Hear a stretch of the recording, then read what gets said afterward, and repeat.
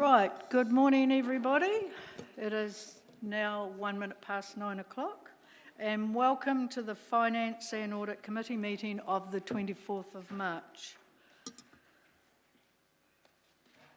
We'll just move into explaining the health and safety. So this meeting has been recorded, so anybody presenting, if you could please announce yourself so that people that are listening to the recording know who you are. And all the health and safety procedures are on the screen. Take notice of all the fire exits. Smoking is prohibited, and a defibrillator, hopefully we won't need that, is in the front of house. And please follow any of the administration staff in the event of an emergency, which I hope we won't have. I will now move to apologies. And apologies I have received from the Mayor and Councillor Brent Barrett for late arrival on council business and the Deputy Mayor absent on council business. So I will move the apologies. Do I have a second to thank you, Councillor Hapeta? And we will vote.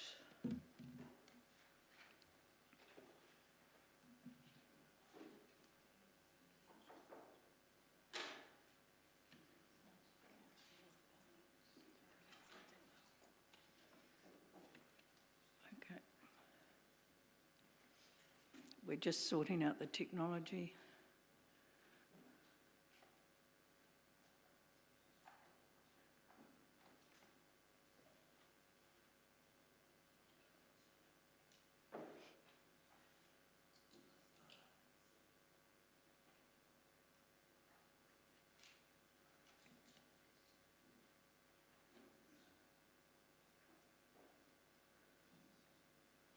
Okay, and that is carried unanimously. Right, I have no notification of additional items. Are there any declarations of interest? I'm not aware of any. Nope. And there's no public comment that I'm aware of. There's nobody popped in from the public. Nope.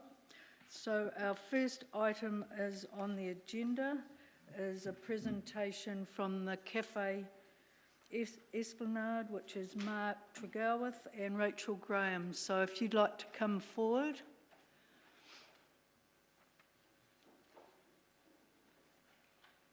And if you just turn your microphone on.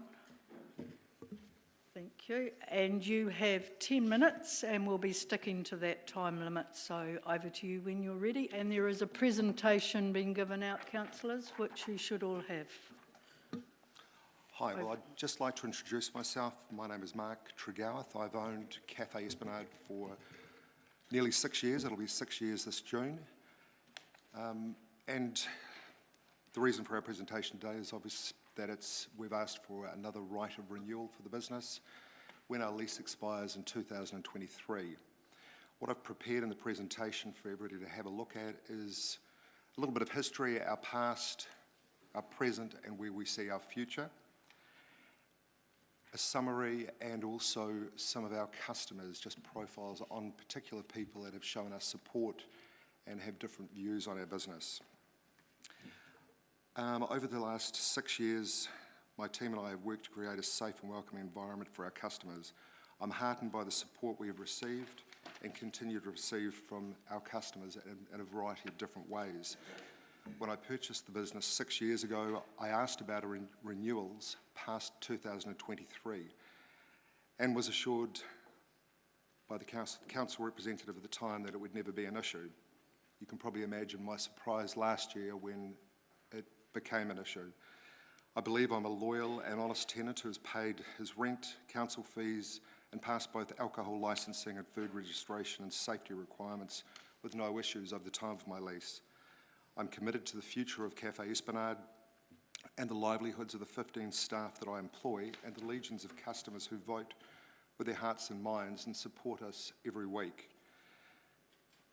In a time of pandemic where hospitality businesses have had to close or are unable to pay their rent or are teetering on the brink of disaster, we have survived and we're asking for rights of renewal past 2023. If anyone tells you that hospitality is easy and that anyone can do it, then doubt them. It's hard work and it's ever changing.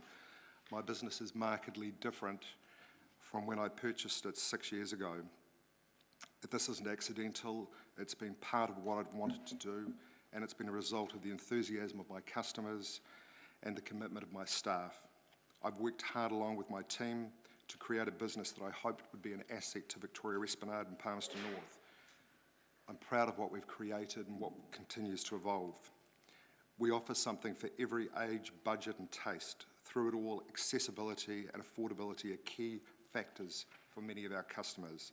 This is a thing that other hospitality businesses possibly don't have to contend with to the same degree. My request for 2 more rights of renewal last June seemed like a straightforward step to ensure certainty for my business. 9 months on, I have repeatedly asked council staff if there are issues and concerns to please let me know so that they can be discussed and resolved. At every turn I've been assured there are no issues, no concerns. I've been told that the report that you will all have had a copy of and is likely to be in front of you would be neutral and that there wouldn't be nothing personal about my request for more rights of renewal, receiving a decline recommendation from council staff. I'm committed to my business and its future in Victoria Esplanade. I hope that in a time of pandemic and uncertainty that Palmerston North City Council are committed to my business, my customers and my staff and our future past 2023. One thing that I've discovered over the last few weeks when I've been speaking to a lot of you individually on the phone, and thank you to the people that have come in and met with me as well, you know, there's been concerns about the miniature golf and having food available there. There's also been concern over mobile vendors. Both of these issues I've never ever said that I'm not happy to discuss. The sole food and beverage clause that is in my current lease was put there by council staff. I never requested it, and we certainly have never had sole food and beverage rights in the time that I've owned the business. We have every day mobile vendors coming in, selling their goods, and honestly, if I was out every day trying to take the registration and report them, that would be a full-time job on its own. What I've struggled to do is, what I've tried to do is to actually focus on my business, building it, and only made council aware of people that I'd received public comments and complaints about. As a business, there are a lot of myths and I guess legends about the cafe. A lot of people seem to think it's the golden goose, that it makes this absolutely unfettered amount of money. That just isn't the case. We have days, weeks and summer where we do very, very well. We also have bleak periods throughout the rest of the winter and autumn when the weather turns. We are incredibly weather dependent, and on those days we can have the polar opposite of summer, where we're lucky if we have half a dozen people in. We have days where we do $300 to $500 a day. What I've done is I've tried to market the business, raise awareness of what we're doing. I've established a following with a lot of specialty dietary meals and cabinet foods. We've also invited key groups and associations to come in, have meetings, have lunches at the cafe, and that's been a direct result of marketing and I guess developing relationships with these people. Another myth is that, you know, with the business, that we don't open on public holidays. I heard this recently, and we have opened on public holidays, but I've got to tell you, over the last year with COVID-19, there have been days where we haven't opened. I've looked at weather forecast. If the forecast is bleak, we are quite a different destination to the centre of Palmerston North, where people will come in and do shopping anyway. If it's bleak, people won't come. So I've used those days to do maintenance, painting, carpet cleaning and other things. Waitangi Day was a recent example where I worked there with the whole day resurfacing tables, fixing furniture. We had 6 customers come to the door. Again, if it was a concern, I had hoped that council would raise it with me. We are in challenging times with COVID-19. I think the fact that we have survived and have held our head above water is something to be celebrated. Year to year, from January 2019 to January 2021, we were $100,000 down in sales. So it's not the golden goose. It's not something where every day it's an absolute moneymaker.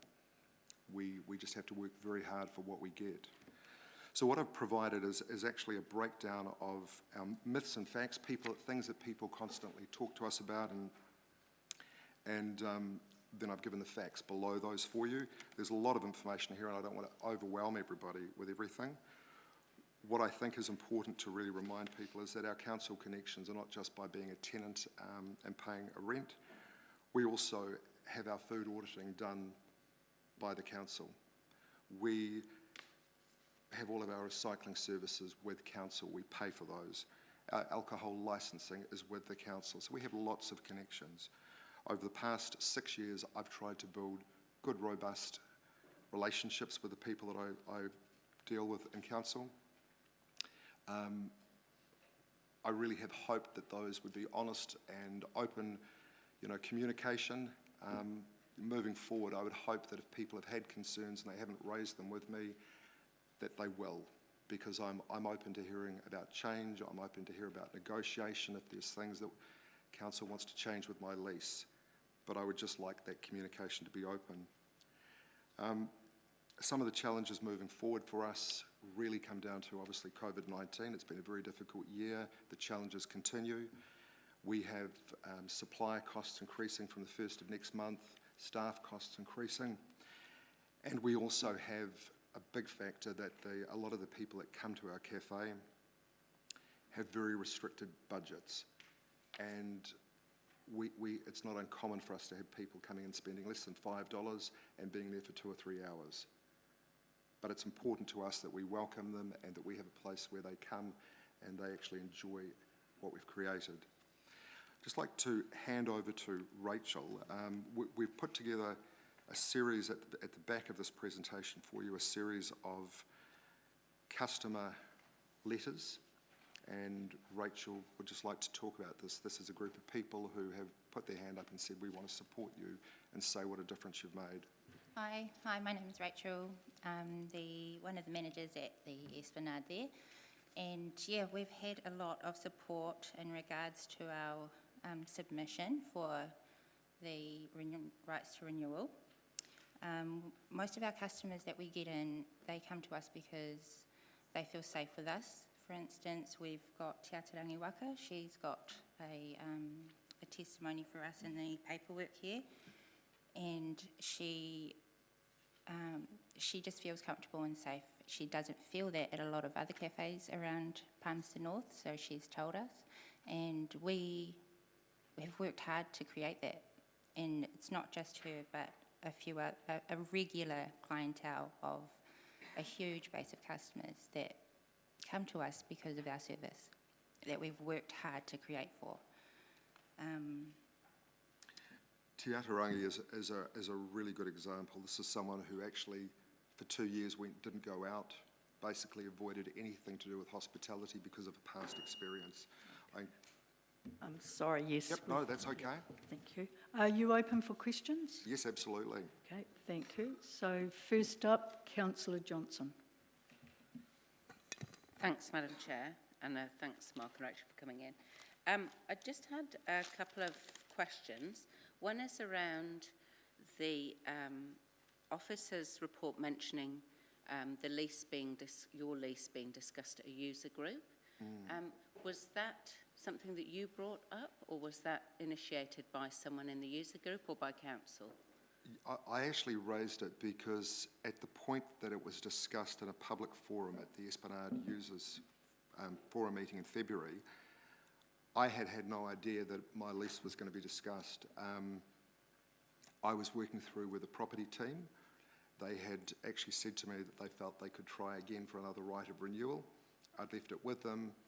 I'd actually been ill the week that the meeting took place, and I hadn't seen the agenda, and until the minutes arrived, I hadn't even realised that my business had been discussed. what concerned me was that it was something that I thought was, at that point, commercially sensitive. We hadn't gone out for public consultation, I didn't think. And I guess the flavour of what I saw in the notes came down to, did you need to take the cafe to market? Was there potentially other people out there that could, do something different?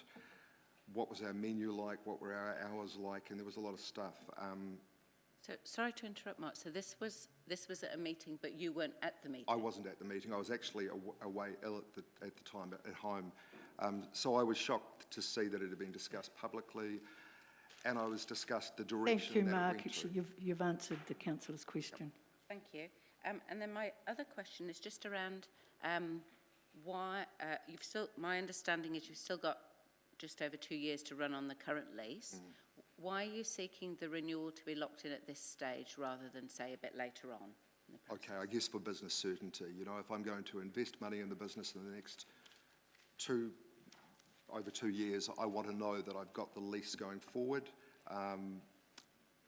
I also want to have stability for my staff, that I know that I'm going to be able to keep offering them employment.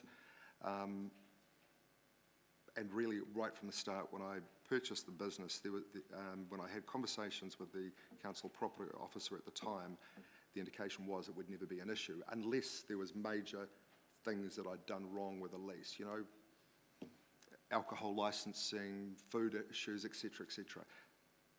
Yeah. So it's really the certainty for longevity. And let's face it, it's 2021 now.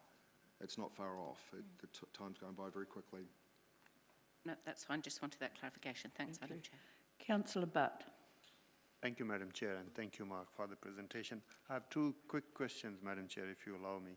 Number 1, your comment about no issues, no concerns from the council officers. Was it a verbal comment, or have you got an... I've asked the property team, who I have the most direct association with, are there, when the right of renewal was, I was told in July last year, verbally, yes, the right of renewal had been approved, and then several weeks later I was told that it hadn't. There was roadblocks. I said, is there issues? Is there concerns? No. I've asked that question since, and I've been told no, there's no issues and Mark, concerns. the question was, did you have anything in writing? About the issues and concerns? About the lease? About the issues, no concerns. Was it written in an email correspondence or No. somebody? Yeah. Okay. No, it was all verbal. All right. About opening on public holidays, was you asked by the council or officers officially to keep open on public holidays ever? No one has approached me about not being open on those days, no. Right. Thank you. Thank you, Madam Chair. Councillor Naylor. Thank you, and thank you both for coming in. Just one question, and thank you for the additional information you've given here. In the myths and facts, you've also, in what you've talked to us today, you've talked to us about the sole food and beverage clause and that you'd be a little bit flexible on that. What you've put here is that you're happy to discuss amendments, but you'd request that a strategy be established with clear guidelines to ensure all businesses are able to survive. Oh, absolutely, And yeah. I'm just interested to know what might that look like if it's not a sole food and beverage clause.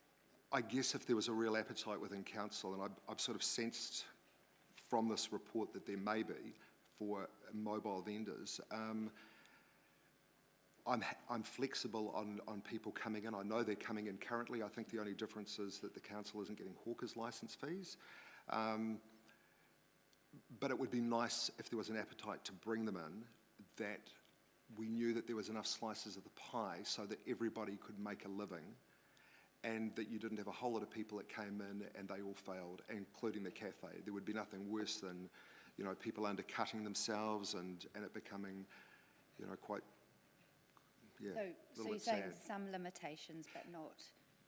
Yeah, I just think it would be good to look at what could be done, how it could be done, and maybe, an introduction period, And I had someone mention to me the other day, even if there was a strategy so that it wasn't people parking right outside my cafe selling coffee and food. If they were in other parts of the Esplanade, currently there is somebody who comes into the adventure playground and sells coffee and ice creams. I know it happens, council's aware, then, that may may work. Okay, thank you, that's helpful. Councillor Finlay. Thank you, Madam Chair. Just extending a little bit on what Councillor Butt asked you, when you were discussing the lease and the lease renewals with the staff members, were there anyone else present that could have heard that? And last July, when I was told if there was that it had been verbally approved, yes. Someone else heard that? Someone else was present when we had the conversation. You could get an affidavit from that person if necessary? They're a council staff member, so I'm not sure. Okay, thank you. And can I just make one comment on that? It's answered, so we'll Okay, move on. sure. Councillor Dennison. Thank you, Madam Chair. Thank you, Mark. So the term of your extension to the lease, you were suggesting, I think, in your comment, another 3 + 3. In the officer's report, there's an either-or option. Option 1 suggests just extending it for 3 years. Would that be acceptable to you rather than a 3 + 3? At a minimum, yes, that would, yeah. Look, I would be happy if there was some degree of certainty. I'd like, if there was 6 years, that would be great for planning for the business, but 3 years would be good. And the other sticking point I'm understanding is the restraint of trade and the location of where they may operate. Is there any other issues that you can see that are a concern for you as far as operating moving forward, or is that the bone of contention? Yeah, the only other one that I saw in the report was the miniature golf. And, you know, we really do want to support any initiatives in the Esplanade. If we could have, you know, conversations, discuss how maybe we could support the miniature golf, I think that could be really advantageous for everybody. You know, whether that's staffing, whether it's supplying food and beverages. But it would be much nicer if there was an opportunity to actually do negotiation rather than just being told this is how it is, you know. I've got to say I probably shouldn't say, sorry, I'm going past the question, yeah.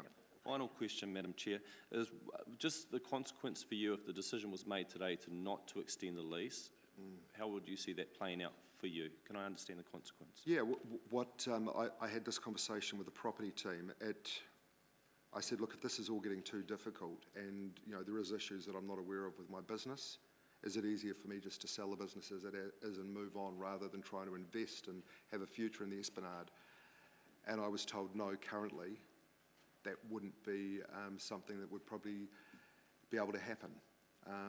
So I'm in a position where I potentially couldn't sell a business, and with a very minimal lease of 2 years,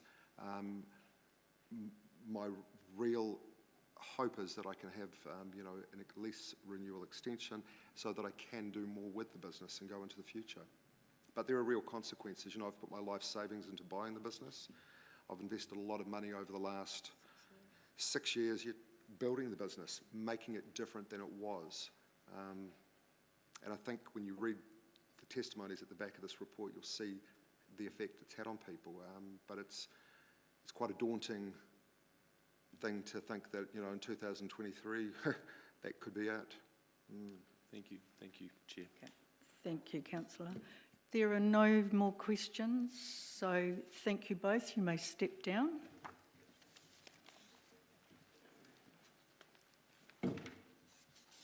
And I'll move that the presentation be received. Do I have a seconder? Thank you, Councillor Hancock. There's no comment come up, so we'll move. And is there anybody who wants to make a comment? Just a question, Madam Chair. Would it be better to make comment after we've heard the officer's report? Yes, that's why I'm heading. I was just going to say the officer's report I've brought up as next, so I'm going to skip the minutes and we'll do that after. So we'll go to vote and then we'll move on to the officer's report.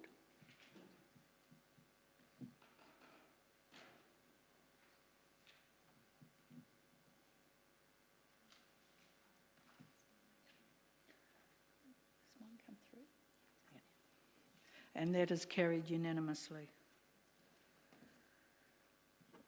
Right, We will now move on to the cafe lease report, and we have Kathy, and that's on page 17 of your agenda.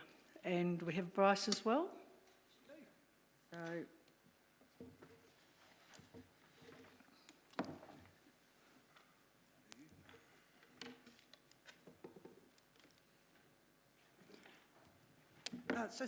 Thank you, councillors, for the opportunity to present this report.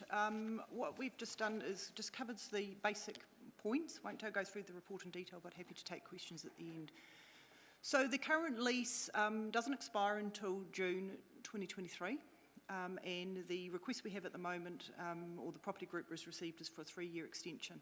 Now, regardless of that, and I think it goes to the point of what Mark raised in his presentation, there is a need to undertake a strategic review of the provision of food and beverage at the Esplanade as a whole, and for a number of reasons, but the main reason is that we've had considerable development at the Esplanade, and we're planning more development at the Esplanade, and the centre of gravity of activity has somewhat moved from the central area and towards the playground, with things like the Junior Road Safety Park, the improvements to the playground, and also the other lease that is progressing through, which is for the mini golf.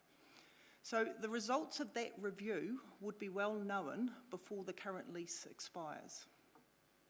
And so there is the opportunity that anything arising from that lease could be incorporated into any discussion around not just a new lease and the term of that lease, but any clauses within that lease, noting that the current lease is quite restrictive on the tenant in terms of the hours in which they must operate, and those restrictions may not be something that we would wish in a new lease, for example. The decision to extend the lease now could impact on the ability to renegotiate any of those clauses in favour of being able to implement that strategic review. And the decision we're really asking is whether to grant the lease extension now or to decline the request. I want to make it really clear that this report is not about the performance of the current tenant, the terms under which they operate, or the way in which they run their business.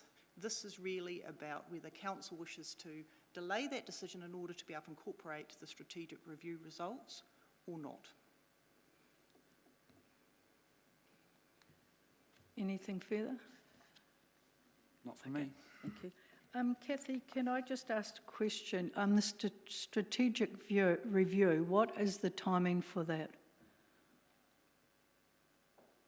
We would anticipate that council would be receiving a report back in November, which would outline not only the findings of that review, but recommendations as to direction and incorporation within master plan planning. And that's November this year? Correct. Okay, thank you.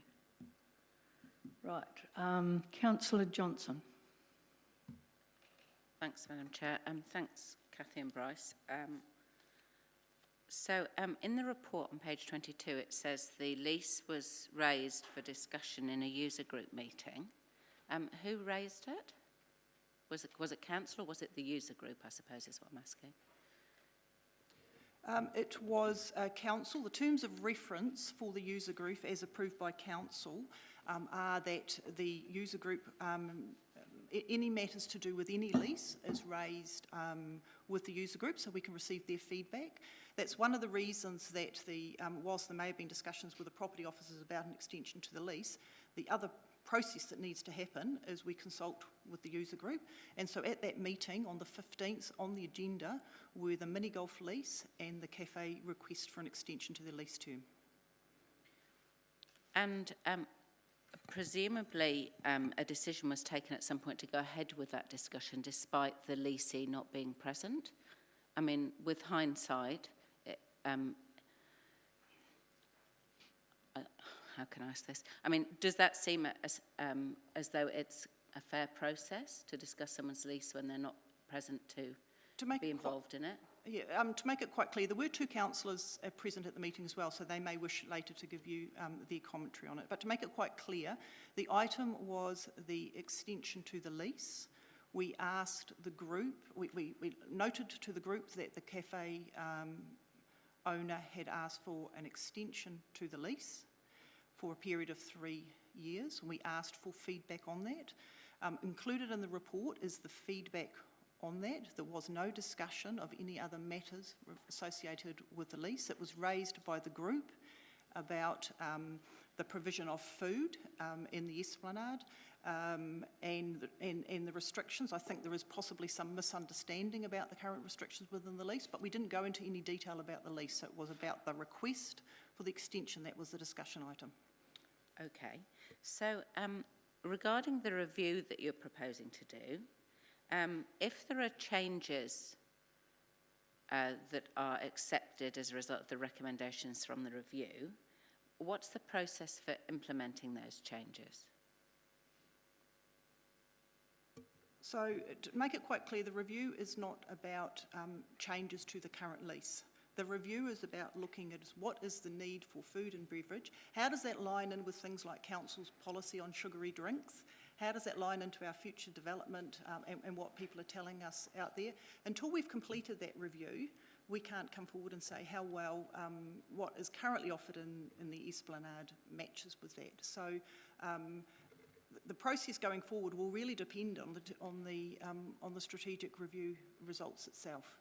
And that's one of the reasons why, as officers, our advice is not to enter into a lease extension, because until we complete that review, we don't know the impacts of that review on the lease and the tenant. I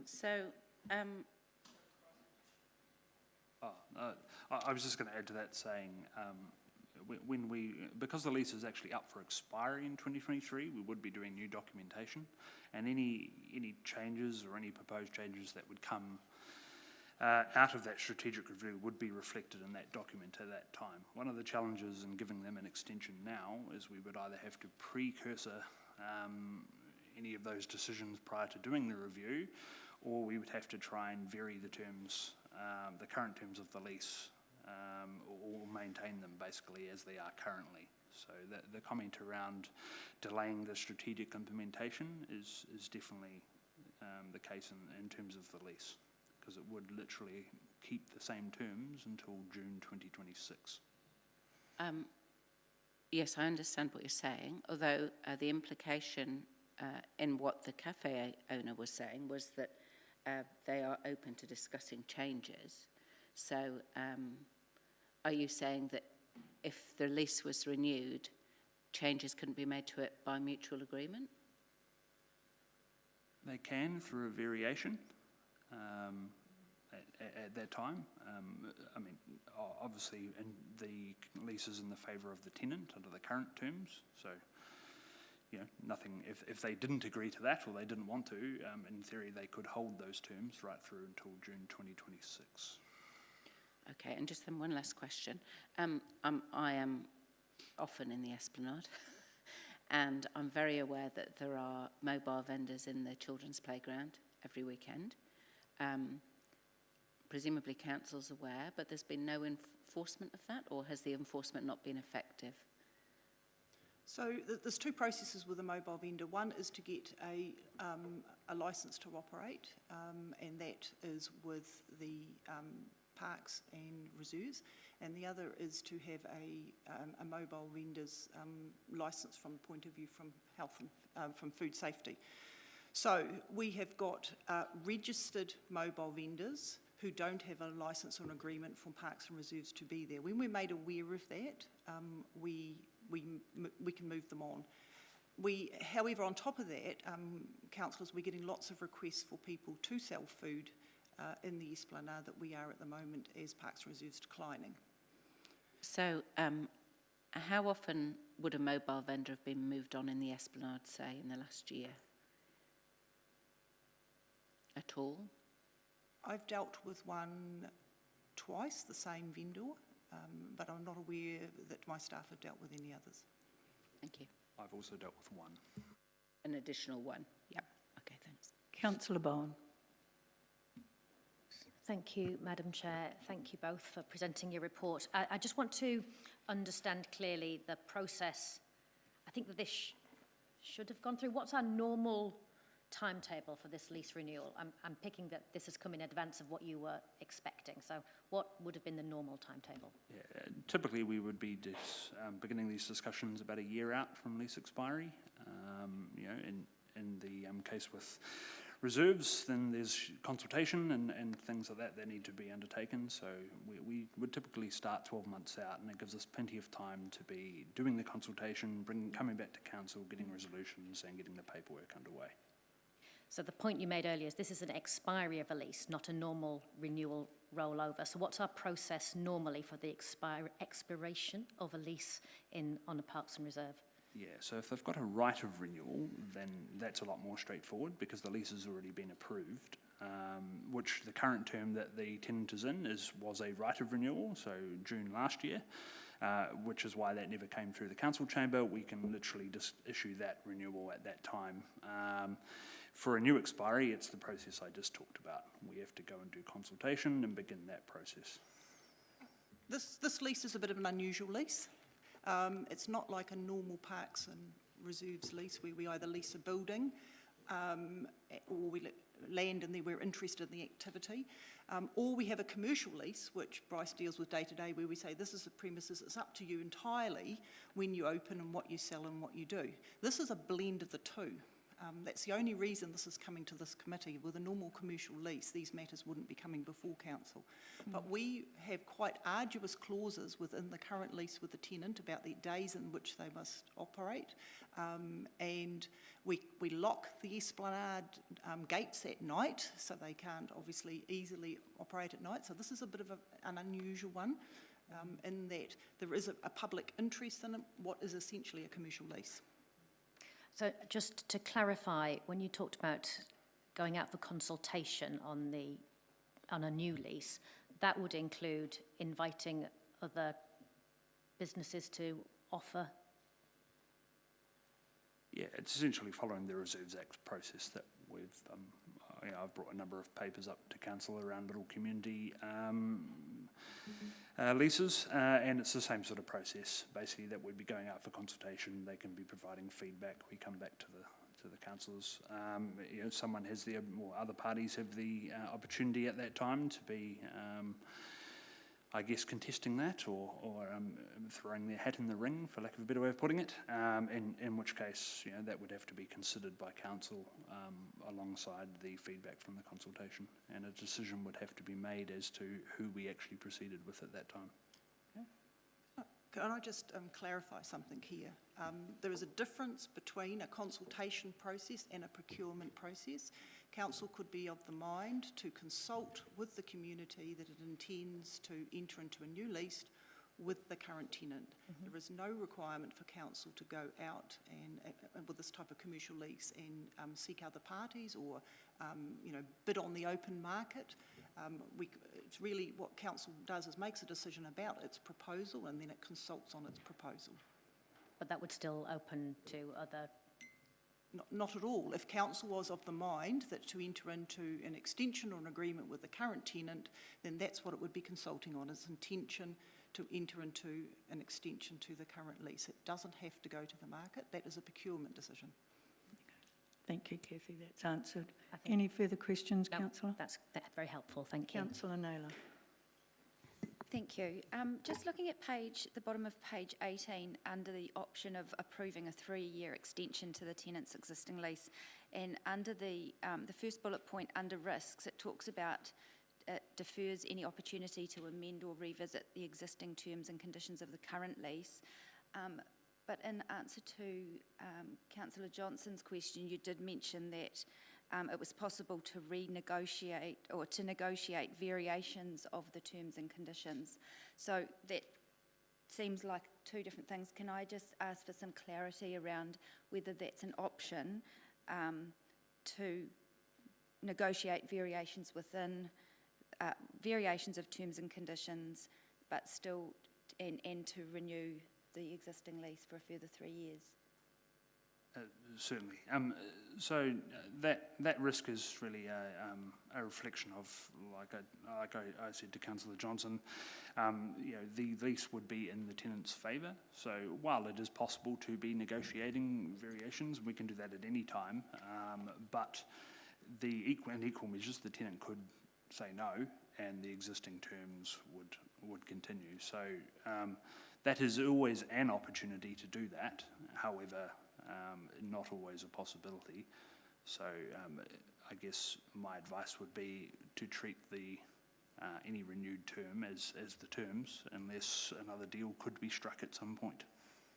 So just to tease that out a bit further, can a 3-year extension to the lease be approved subject to negotiating those changes? It could. Then I would argue it's possibly another 3-year extension. It would be a new 3-year lease, essentially. And how does a 3-year extension differ from a new lease with the current tenant? So a 3-year extension is a continuation of the current terms and conditions. It is literally just extending the lease for another 3 years or giving them another right of renewal, as opposed to the normal process, which at this point in time would be entering an entirely new lease that is renegotiated accordingly. And sorry, just one final question. So if it's a new lease as opposed to a extension of a current lease, does that change the requirement to consult? No. Okay, thank you. Thank you, Madam Chair, and thank you, Kathy and Bryce, for this report. I'll start with page 20, item 2.1. I am confused about the dates, because it says in there that the current lease was approved in 2015, so you have 2016, 2017, 2018, then the first right of renewal, 2019, 2020, 2021, then the second right of renewal, 2022, 2023, 2024. But this finishes in 2023. So how does that work? The lease, whilst it was approved in 2015, it actually started prior to that, because the business was purchased. So the existing lease was already in play. Right. Very cool. That's helpful. So essentially, they've taken over from a previous lease. Is that what we're saying? Correct. In terms of the time. Okay. In terms of this kind of, I guess, process that we're going through now, have we ever done this before with previous cafe owners?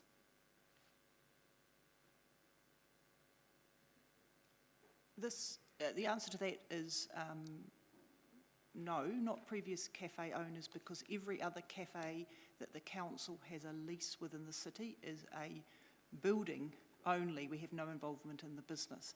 However, the business at the Cafe Esplanade has been an ongoing tenancy agreements, leases, and over time there's been all sorts of discussions about the terms and the conditions about this particular one, because it is a bit different. Okay, so I'm just trying to get some clarity around that process, specifically with the Esplanade Cafe businesses that end up in that space. I mean, I understand that it's a different ballgame, but with those specific cafes, this one here took over from a previous cafe. Did we go through all of this when that happened, or was it a rollover of their terms and conditions? It was a rollover of the terms and conditions, because the lease didn't change. So whilst the, I guess, owner of that lease changed, the terms of that lease had already been negotiated, and processes had already been followed to get into it prior to that. Okay, so when was the last time the lease actually changed? Without that evidence in front of me, I couldn't say definitively, but I mean, these current lease conditions have at least been in place since 2014, when the current lease was entered into. Okay. I can probably provide some more clarity on that, because I've previously been at the council. The terms and conditions in the lease are very similar to the leases that I put in place at the beginning of 2000s. So looking at the lease, it really substantially hasn't changed for almost 20 years. Okay. Has there been any formal discussions, just clarity on this, has there been any formal discussions or workshops with the current owner around that sole and beverage rights? The current owner of the business has come to council for asking for an extension to the current terms and conditions by asking for an extension to the lease. That has been dealt with by property. As part of your agreed terms of reference with the user group, we've gone out to the user group and asked for their feedback on that. So the process, the point we are at is not in the process of renegotiating a lease. It's making a decision about do we extend on the current terms and conditions or not. Okay. And my final question, just on page 19, where it talks about the risks of declining this extension of the lease, and that being the limited certainty to the existing cafe, what are the risks of that? Specifically, what would it mean if the owner was less inclined to invest in this business because of the limited lease, less able to hire and maintain staff, possibly more likely to fail? And if that business was to fail, would that then mean that council would be left with a building and no cafe tenant, and subsequently no rental income until such a time as another brave soul took it up? What are the ramifications of that? So the majority of those risks around operations sit with the cafe owner, and they are their risks in terms of continuous employment and making the decision whether to invest and things like that. So they're not council's risks; they are definitely the tenant's risks. There is a risk that, or a consequence that could come out of that, which could result in us having a vacancy or some of the items, I guess, that would have otherwise been invested into the building from the tenant are not taking place, and that is a risk. Should it be a vacancy, well, the simple mitigation action at that point for us as council would be to go out through a procurement process and try and find another tenant. Okay, so the risk for that is a potential loss of income, rental income from that venue, and Councillor, that's not what was said. Oh. Well, because that's the... And we just, the staff cannot answer on behalf of the business, so. Sorry, Madam Chair, I guess my question is, what would be the risk to our finances Okay, if this that can be answered, yep. If the building was vacant for a period of time, you are correct, we would not be getting any rent, and therefore that would be, I guess, a missed opportunity for revenue coming in during that time of vacancy. Okay, thank you. Thank you. Councillor Finlay. Thank you, Madam Chair. Most of my questions have been answered, but I've got a couple here, still three I want to ask. With the variation, now, if a variation can be added into a lease, I may say halfway through the lease or something like that, can at the time of the lease being signed, that an agreement that the variation would be negotiated and approved be written into that lease? Typically, no, and the reason is you're agreeing to terms and conditions of a lease. If you're putting a caveat and saying we can change this at any time, then you're not really giving much certainty to the tenant. But you could put a caveat in. It's possible, but in my experience, it would be very unlikely to get signed off by anybody. But if it'd be a date put on that caveat... It's been answered, Councillor. No, not complete. If a date is put on the time that that caveat was to be addressed, would that alter? And it is possible. Whether it would be signed by or accepted by the tenant would be another issue. Possible, okay. With the user group meeting, I was quite interested with that because the leasee was not there to hear what was said. We haven't heard very much at all, and there's two councillors there that you said were there. Hopefully we'll hear from them in comments, but was there any complaints or problems with the present leasee brought up at that meeting? No, because that wasn't part of the discussions, and it was very clear in our chairing of the meeting that we stuck to the agenda and the items on the agenda. Okay. And the last one, it's a bit unfortunate, but there's been two meetings at different times with the present leasee with staff, and he went away from those meetings thinking he would have a right of renewal because of something that had been said there, and that might not have been meant, but he might have misunderstood it. I accept that. but do you think it would be wise that when you're meeting with leasees about future improvements and leases, if nothing has been put in writing, that he or she be invited to bring someone independent to be at that meeting? That's always an option. If a tenant raises or would like to have an appointment with someone in the property team, we go and attend those meetings. If they wish to have someone independent there, that is entirely their right. So they can do that? Certainly. Very good, very wise. Thank you very much. Councillor Butt. My questions have been answered. Okay, Madam well, Chair. take Thank yourself out of the queue, please, councillors, if you... Mr Armstrong. Thank you, Madam Chair.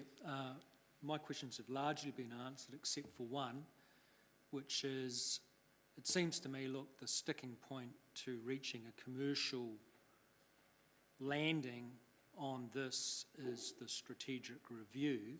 So my question is, and I heard the date November tabled as when that would be complete. For the purposes of reaching commercial engagement, could that be truncated? What's the hold-up in terms of landing that much sooner so we can have certainty and clarity around any changes to the lease that we'd like to make? The main restriction is making sure that we provide good officer advice to the council by going through a process that enables us to not only look at the information but to consider that in strategic context and make recommendations to the council on how they might use that information. Thank you, but it does seem to me to be quite a long process. What's the obstacle to getting into a position to be able to provide clarity and advice and certainty sooner? I can take this. Mr Armstrong, it is simply in terms of the breadth of work that is undertaken by this part of the organisation or any part of the organisation. If this is all they had to do, then absolutely it could be done immediately, but it is not, and it is a case of ensuring that other things that they are doing as well are prioritised. We could look at whether it is possible to bring it forward if we were to get external assistance in to do that, if budget's allowed, given the how councillors may feel about this issue. But again, it does mean that other priorities may be put on the back burner. Okay, thank you. Councillor Harpeter. Thanks, Madam Chair. I just want to clarify. No, are you asking a question? No, but I want to... No, I'm sorry, you can do it a comment.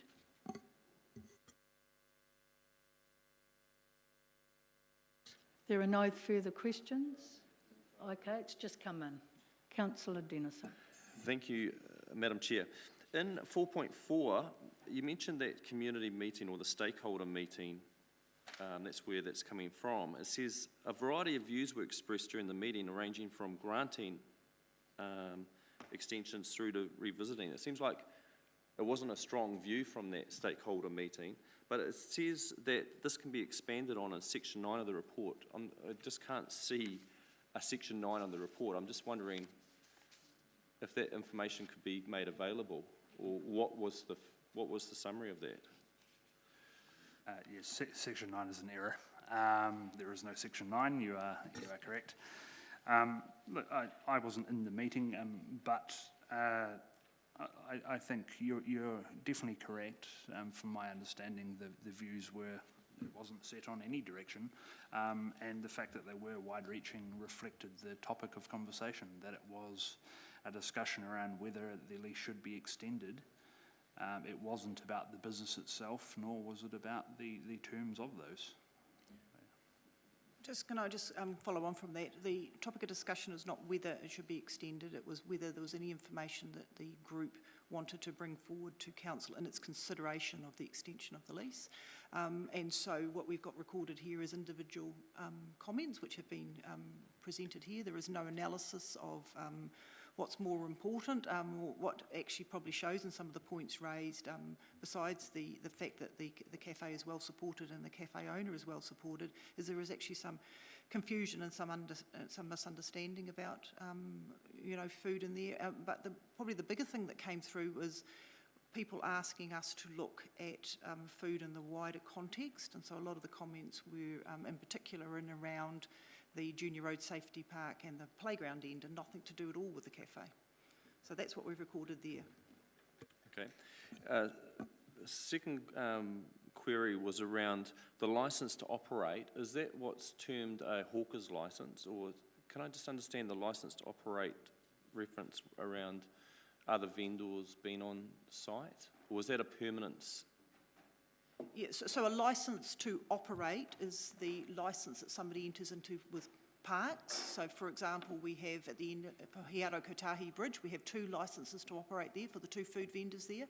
Our environmental protection people give out the certification for people to operate their food truck under food safety, but a licence is basically occupancy of council land, and that comes under your use of public spaces policy as well as under our Recreation and Reserves Act policies. And they site specific? Not so it's not like the Esplanade, but it can be at this location of the Esplanade. Is that? That's correct. They're site specific and they're day specific, and any other restrictions that we need to put in place to ensure that they meet the needs of the community without impacting on surrounding businesses.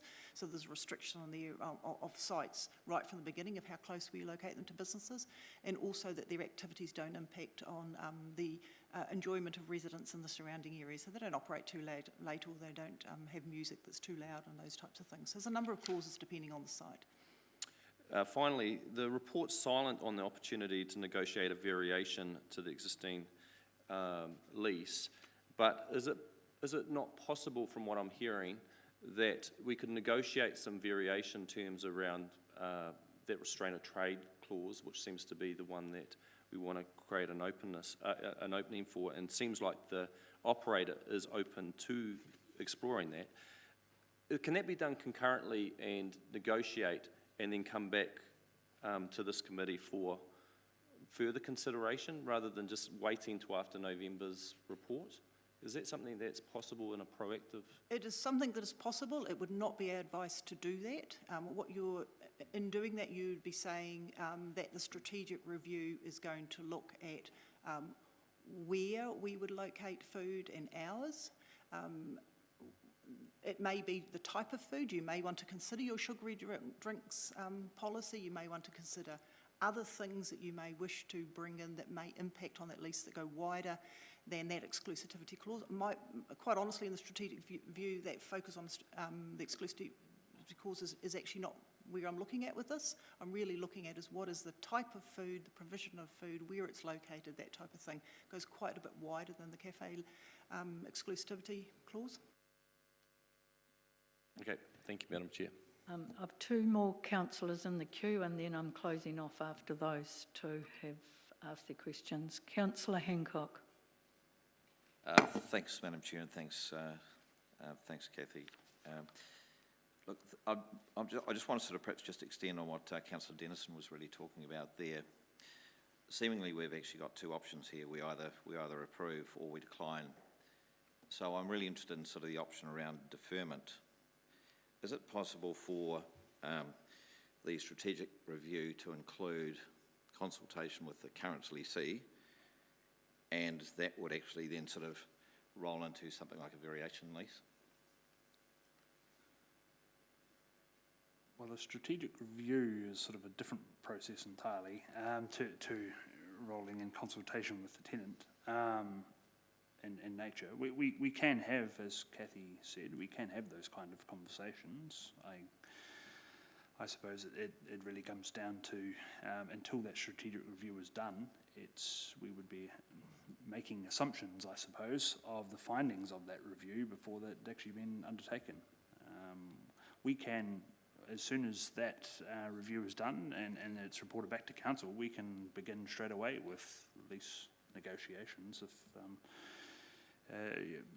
As soon as, I guess, those findings were ratified by council. Just to follow up on that, Madam Chair, please. So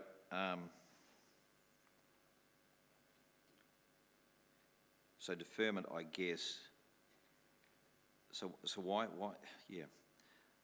I just fail to see that why there is no actually third option of deferment whilst this matter perhaps is considered in a broader context of what is going to be the best user experience for people actually using the Esplanade.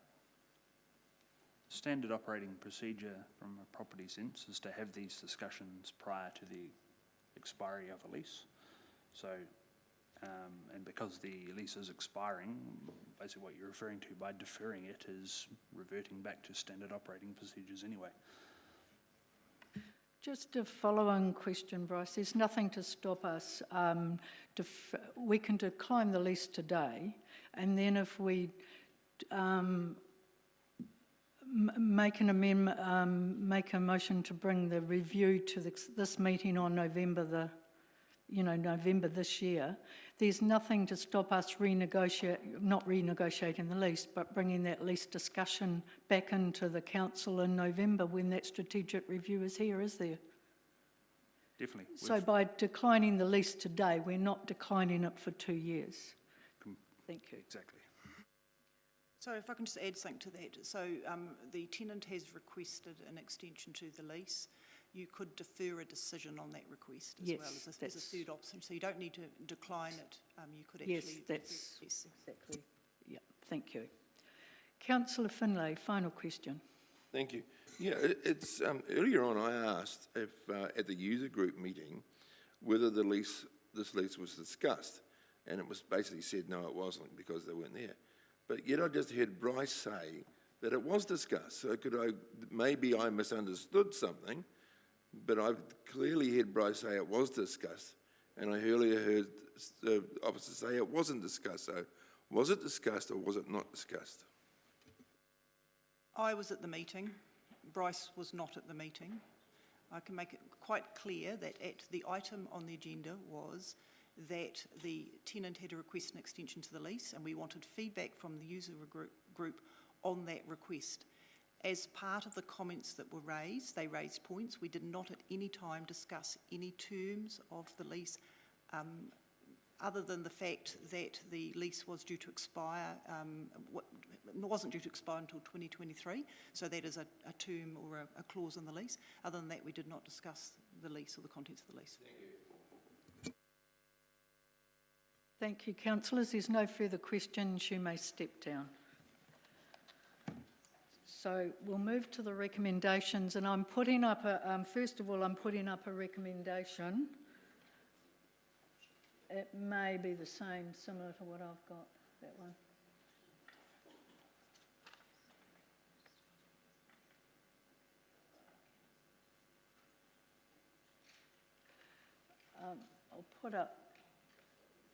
I'll put up mine first, and then if that is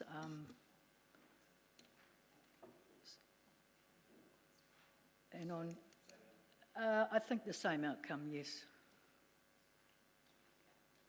And I'll need a seconder for mine because I haven't, see what it's first.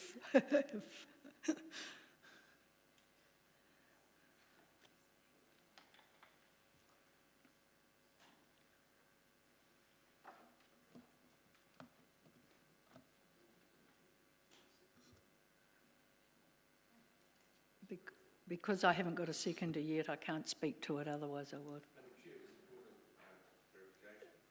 Should the seconded recommendation not go in front of one that has not been seconded?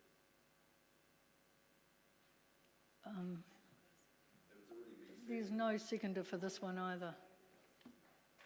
Oh, okay, there's nothing. So you're seconding this one, okay.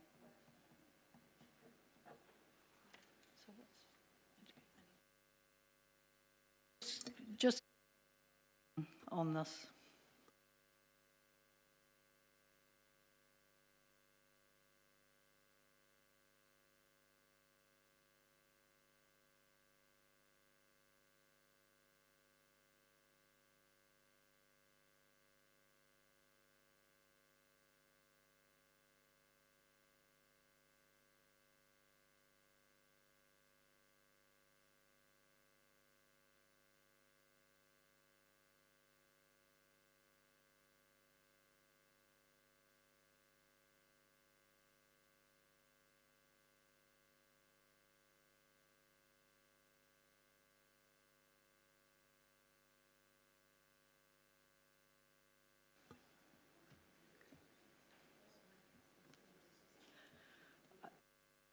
No, I'm getting feedback from the impact from the CE for the report, not for the, so actually thank you for that, because we will do.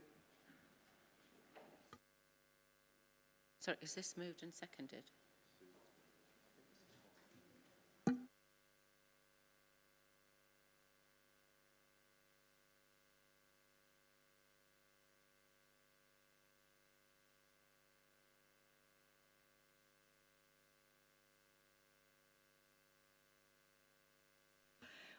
I will, with this second, with your motion, Councillor Dennison, I will let the CE speak to it so that you, when it comes up.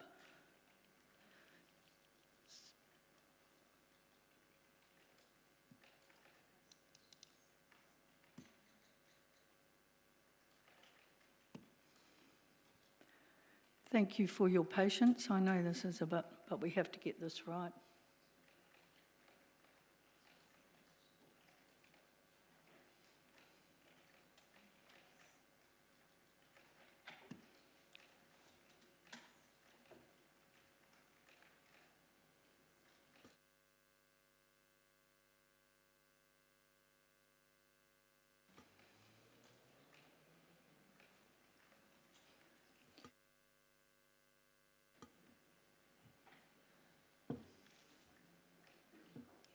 Hannah, also want to make that number 2 till November, to come back to the November.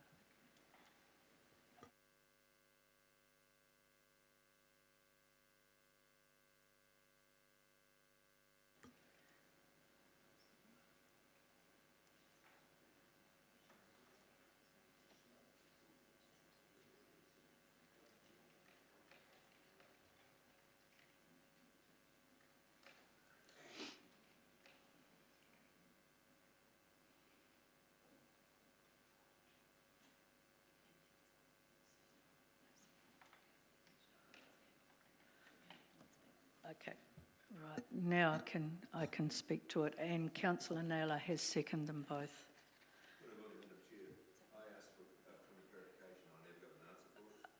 What we're doing is, sorry Councillor, we're putting the 3 recommendations together. So that's how we're going to deal with it, and Councillor Naylor has seconded the 3 of them. Okay? And obviously we can split them out if you want to vote separately for anything. So I'll just read that one out, that the Chief Executive enter into negotiations with Esplanade Cafe tenant to vary the terms and conditions with a view to extend the lease for a further 3 years, and that this is reported to the Finance and Audit Committee. And the Chief Executive, I just want to comment that is this something that you're okay with? Well, we can direct you, but is there any impacts of this is what I'm looking for? I think that the major impact for us is that it actually provides no direction, and for us this is a little cart before horse, in that there is no direction from any review that enables us to understand what's required in any variation of terms and conditions. Okay, thank you. So I will go back to the first 2 that I have. Oh, sorry, yes, at Councillor Dennison it was. Yeah, 1 and 2 is under me, and Councillor Dennison is under 3. Okay. So just going back, so item number 3, I will not be supporting that because it is the cart before the horse. But I am putting the first 2 recommendations through because this is quite a complex situation and it's a different type of a lease. And I think if we defer this till November, when we have the strategic review, it is only 6 months away. So that gives the Esplanade management 18 months before the lease is renewed. This will come back to council in November, so it also gives time for council staff to communicate with the CAF because it seems to me that there's been a bit of lack of communication, so that gives council staff time to talk to the CAF, talk to them about the strategic review and what the expectations are. We're not declining the application, all we're doing is deferring it till we've got all the information back from the strategic review. We've had, we can go back to the user groups, we can go back, I mean, they'll be picked up on all the strategic, under that review, everything will be picked up and there'll be good consultation and feedback to us by the November meeting. So that's my rationale behind that. So I'll now, Councillor Harpeta, you want to comment? Thank you. Thank you, Madam Chair. I just wanted to say that I have been a member of the Esplanade user group and I did go to the meeting on the 15th of February. I did take Councillor Meehan with me because I'm handing over the baton to him because he's now the chair of Play, Sport and Rec. We were there. The agenda was quite long. It did go for an hour. In the agenda, we discussed things like Esplanade Day, the aviaries. We discussed a lot of items. This item was only discussed for 5 minutes. So we did not discuss this at length. We only discussed it for 5 minutes and we only discussed the extension of the lease and nothing else. Nothing else was discussed. I just want to be quite clear about that. What the officer said was exactly right. There was nothing else discussed at that meeting about that. Normally, Mark is at these meetings. We used to have these meetings at the Esplanade Cafe. That stopped probably about 3 or 4 months ago, but they used to be at Mark's Cafe. So Mark is normally at these meetings. He just unfortunately wasn't at this one, which was really unfortunate for Mark. He's normally part of this group. I just wanted to be quite clear about what happened. Thanks. Thank you for the clarification, Councillor. Councillor Dingwall. Thank you, Madam Chair. I had a question. Oh, yes. I had a question on number 3. If number 1 was to fail, would that have what kind of impact would that have on number 3? That can still continue, can't it? That can still continue. Okay.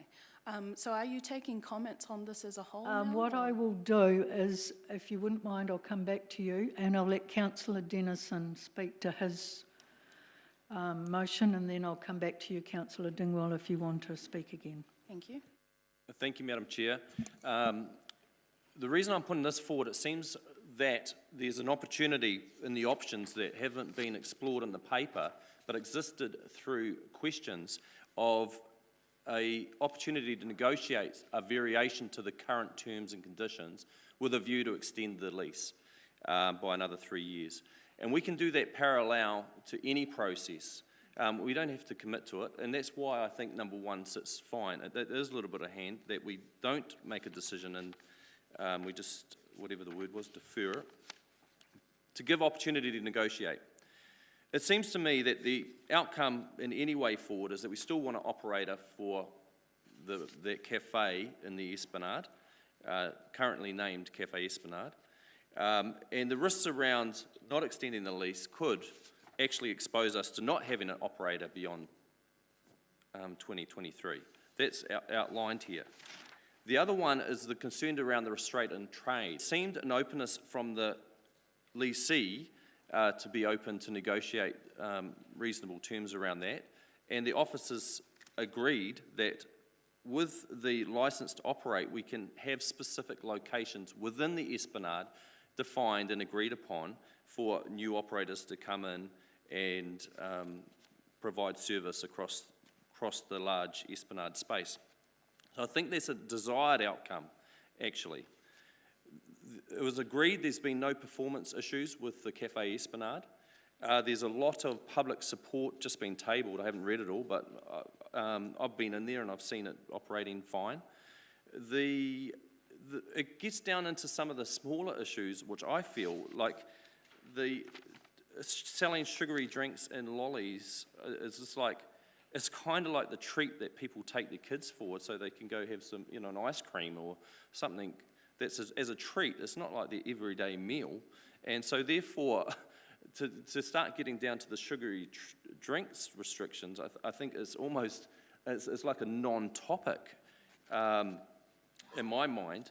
And so if there's no issues around performance, there's a willingness to extend the lease by the leasee. I think it's fair, being pro-business, as a council being seen as being pro-business, to at least try and vary the terms and conditions suitable to have other operators in the space, and bring that back to our committee for consideration.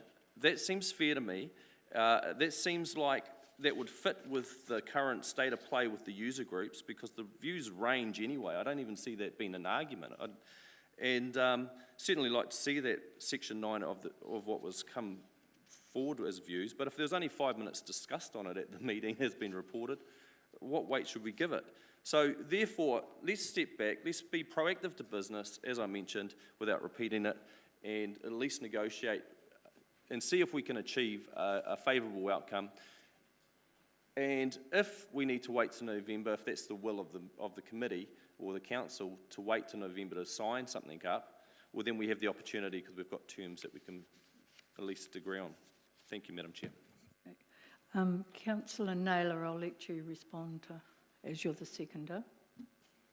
Thank you, Madam Chair. Yeah, I'm very happy to support all of these recommendations, actually. I think it does make sense to defer the decision, because I think it's clear that we do need to, more work needs to be done to explore some variations of the lease. But at the same time, I think it's really important that we're able to give the tenant some certainty, and that certainty should be sooner rather than later. My concern, if we simply support 1 and 2, that it's deferred, and if we don't even start the process of renegotiating those terms till after that strategic view is complete in November, could be some way well into next year before the tenant has that certainty. So I think it does make sense for that to be a parallel process. It may well be that the variations and the clauses of that new lease may come back in November at the same time, and that doesn't preclude the ability to consider the outcome of that strategic view and any impact it may have on the lease. So I think that's a win-win. So I'm certainly going to be supporting all 3 of these recommendations. Councillor Dingwall, back to you. Thank you, Madam Chair. I'm happy to support number 3, but I'm not so sure on deferring this decision. I would actually prefer to approve the extension at this point, and here's why. According to MB, the Ministry of Business, Innovation and Employment, 43% of small businesses which started in 2010 no longer existed in 2015. These are businesses with up to 5 employees. 43% of them did not survive the first 5 years in business, and that's before COVID. We know that COVID has had a negative impact on our hospitality sector. Short notice alert level changes causes business owners and employees emotional and financial stress, not to mention waste and loss of stock. It takes weeks after a return to level 1 for trade to pick up, at far longer than the level change itself. The costs of operating a cafe has increased. Food in general has gone up 4.2%. Fruit and veggies have gone up 19%. In August last year, there was a tomato shortage, which saw prices rise 38%. I don't eat courgettes, but apparently they went up 183%. All of these things have an impact. And yet here we have a business that has survived the first 5 years. Car pie. They then survived COVID. Well done. And now they need to survive these council chambers. That doesn't actually sit well with me, although I do appreciate the property manager bringing this issue to our attention. Technically, community views have not been sought because we do not usually consult on commercial leases. And this report says that a strategic review is needed, regardless of the decision to grant an extension to the lease. So my understanding is that the review will happen, but in all honesty, in my opinion, we need to support this business to survive long enough to participate in the review in the first place and possibly make any changes if required. In my opinion, declining or even deferring this extension would not be helpful to this business. And having no cafe would have a negative impact on our finances and on the Esplanade itself. So for those reasons, I'm quite happy with number 3, but I would actually prefer to just grant them the extension. Councillor Bowen. Thank you, Madam Chair.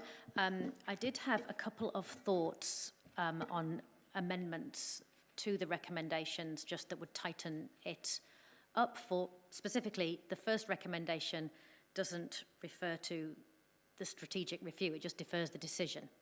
So is it your intention that that decision is deferred until after the findings of the strategic review are presented? No, it was my intention to have it come to the November the 21st meeting as well.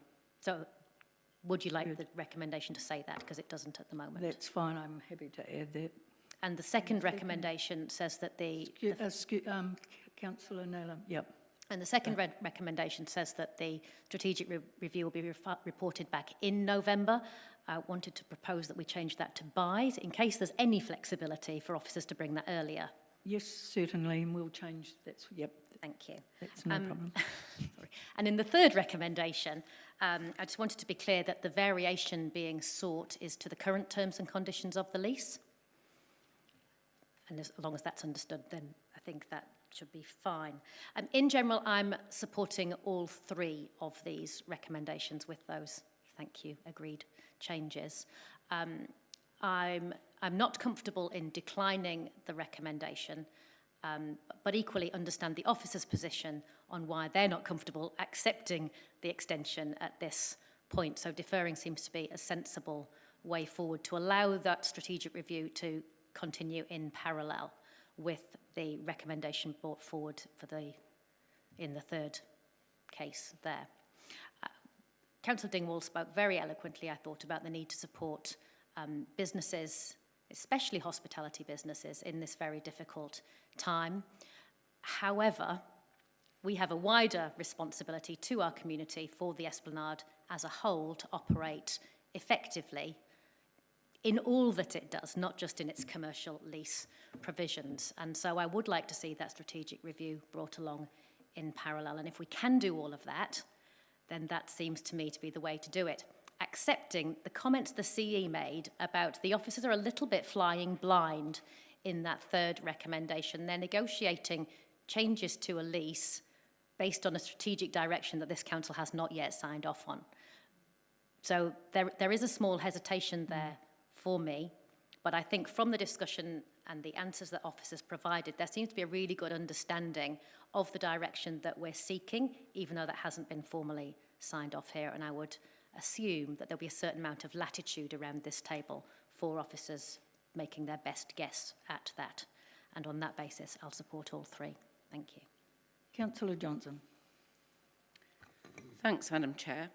I won't be supporting the first recommendation. I do not support deferring the decision. In fact, I think it's really unfortunate that the decision was brought here for us to make. And the manner in which it was brought is also somewhat unfortunate. So we've been told that this is just a decision whether or not to extend the lease, but then in the report we've got all sorts of comments from a user group meeting that the owner of the cafe was not at, their opinions on some aspects of the terms and conditions of the lease. So it's not a very clean decision in my mind at all. And I think I have a certain amount of sympathy for the owners of the cafe being put through this stressful process. What I'm aware of is that we had cafes in the Ashurst domain and they were not successful. We had a series of them. And the consequence of them not being able to be successful in that environment is that there is now no food and drink provision in Ashurst domain of any sort. And I don't want this to be what happens in the Esplanade. Already, as the officers have explained, this is not a normal commercial lease. There are a lot of constraints on operating a cafe in this environment. The days you're expected to be open, the times you're expected to be open. Those are constraints that we don't put on other businesses in the town at all. And yet, we still expect the hardy businessman to take over this business, run it successfully, stay open for as long as we think they should stay open, be open on public holidays even when it isn't profitable, and meet all the terms of the condition, and then have to beg for a renewal of the lease every 3 years. I mean, it just doesn't sit well with me at all, I have to tell you. And for that reason, I won't be supporting number 1. I think that the issue of the strategic review of the provision of food and beverage in the Esplanade is a totally separate issue. That cafe owners already expressed his openness to negotiating a variation on the contract, and I question why that wasn't even in the report to start with, because that's a very live option. So whilst I'm more than happy that the strategic review continue, I think it's a separate provision to the renewal of the lease. And if one fails, I'll be happy to, I assume with Councillor Dingwall, support a recommendation that the lease be renewed. Councillor Michelart. Thank you very much, Madam Chair. And I just want to comment also in line with Councillor Johnson and Dingwall. I think in the era of COVID-19, it is important that we provide business certainty. Providing certainty to our local businesses and support them as well. And it's very unfortunate, as Councillor Johnson mentioned, that this issue has to come to this place for us to make decisions. And also, I can understand the arguments that have been made by the officers, and also the stress that we've put our tenants under. And I'll be supporting for us to extend the lease, and I do not support option 1, which is deferring it, because it's simply putting our tenants into further stress. And they're doing, I think, a good job, because nothing about their performance was mentioned. It was simply about the lease. And also, as I mentioned earlier, in an era of COVID-19, I think it's important that we allow our business to plan ahead with certainty, and I'll be supporting for us to option 1, which is to approve it and extend the lease by a further 3 years. Thank you very much. Councillor Finlay. Thank you, Madam Chair. I was a little bit put back when I first read this, especially with the situation of COVID and hospitality throughout this country. And we have a Prime Minister who keeps voicing out, be kind, be considerate. Now, I don't see this as being kind or considerate. We've got a hospitality business here in Palmerston North in the Square, in the Esplanade, which is managing to keep going, managing to keep people employed, and is looking to the future. We should be doing our very best, in fact, our utmost, to support them, not put hurdles in their way. I will not support 1, and I will support any motion that is put forward, recommendation is put forward to renew the lease. So I certainly will not carry on voting for putting hurdles in front of this successful operator. Councillor Butt. Thank you, Madam Chair. I think a lot has been said already in support of extending the lease. I guess only at least a few of us on this table can understand how difficult it is to start a business or to maintain a business, or at least to have staff for the hospitality business. It's a problem all over New Zealand. You can't find chefs, you can't find restaurant staff, and once you tell your staff that we are not sure that you will be employed after 15 months or 16 months, I'm sure they'll be leaving. So I would support to extend the lease, and I think we should, all on this table should support this move. Thank you. Councillor Hancock. Thanks, Madam Chair. I'm actually going to support all 3 recommendations that are before us just at the moment. I think that the deferment option actually allows Council to continue forwards in in good faith. And any decisions going forward need to be made on the basis of the strategic review. By going with the three options before us, the business does have some certainty because it's still 2.5 years to run on the lease. And Council's opportunity here really is to do things that actually provide or enhance user experience for people visiting the Esplanade. So I will be supporting all three. Thank you. Thank you, Councillor. I've got my right of reply and I'll allow Councillor Dennison a right. I will change, and I'm happy to support all three, it just makes it easier. But one thing, by deferring, we're not declining. And if you don't vote for number one, it means that we cannot change anything in the lease. It means the existing lease will be renewed and we will not be able to change anything for 5 years. A point of clarification, Madam Chair. The officers told us that we could negotiate a variation.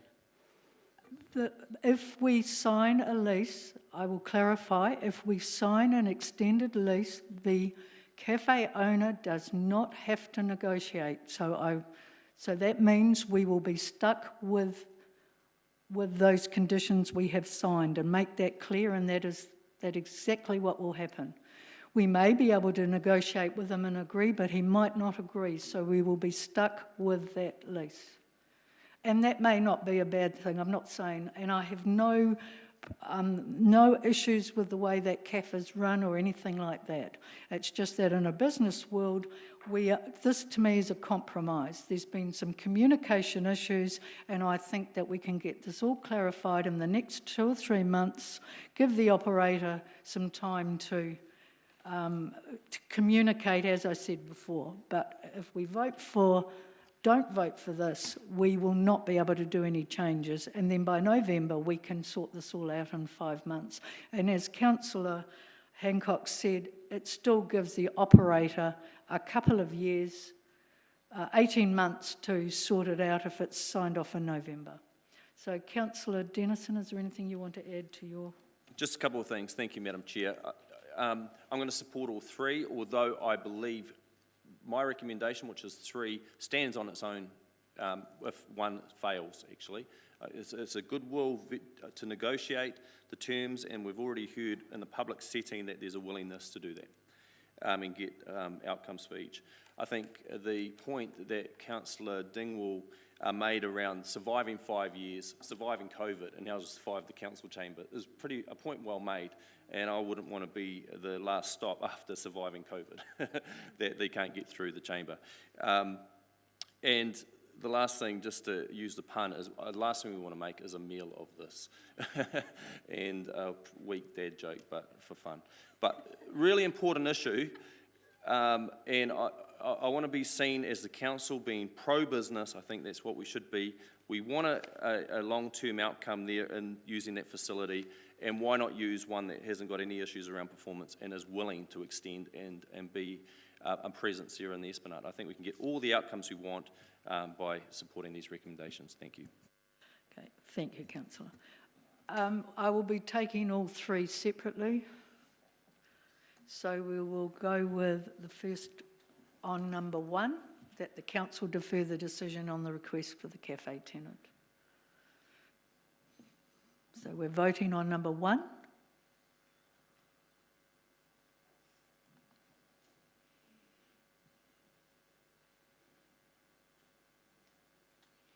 And that is carried 9 votes for and 5 against. We will now vote on item number 2.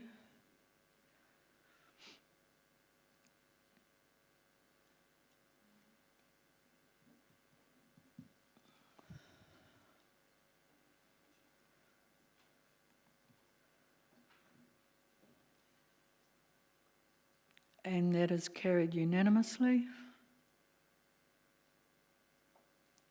And we'll now vote on item number 3.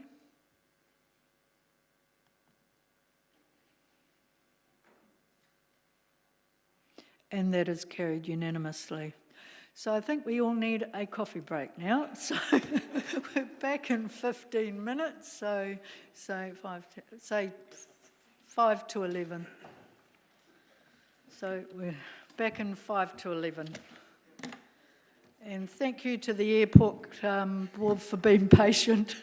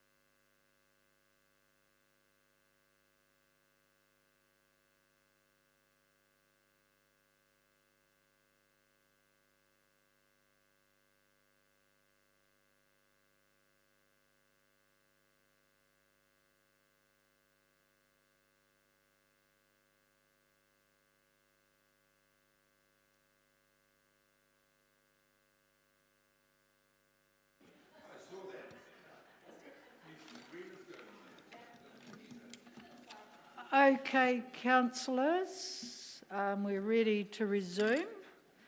Now we need to go to item 6, which is confirmation of the minutes.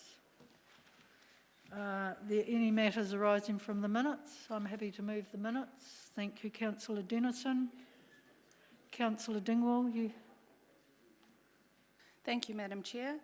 Just looking at page 10, where they talk about the Pony Club as being the only club within the city boundary of, for children to join, I was just wondering what the definition of that city boundary is and whether that's misleading or not, or whether it, because I thought Ashurst and Turitea are still part of Palmerston North. That was the comment from the Pony Club, councillor.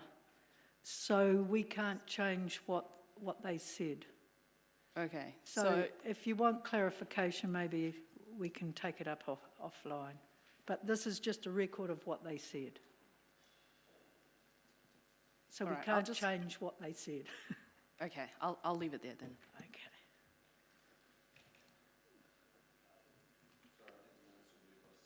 Okay. Seconded by Councillor Dennison. It doesn't matter. I'm happy to, yeah. And we'll vote.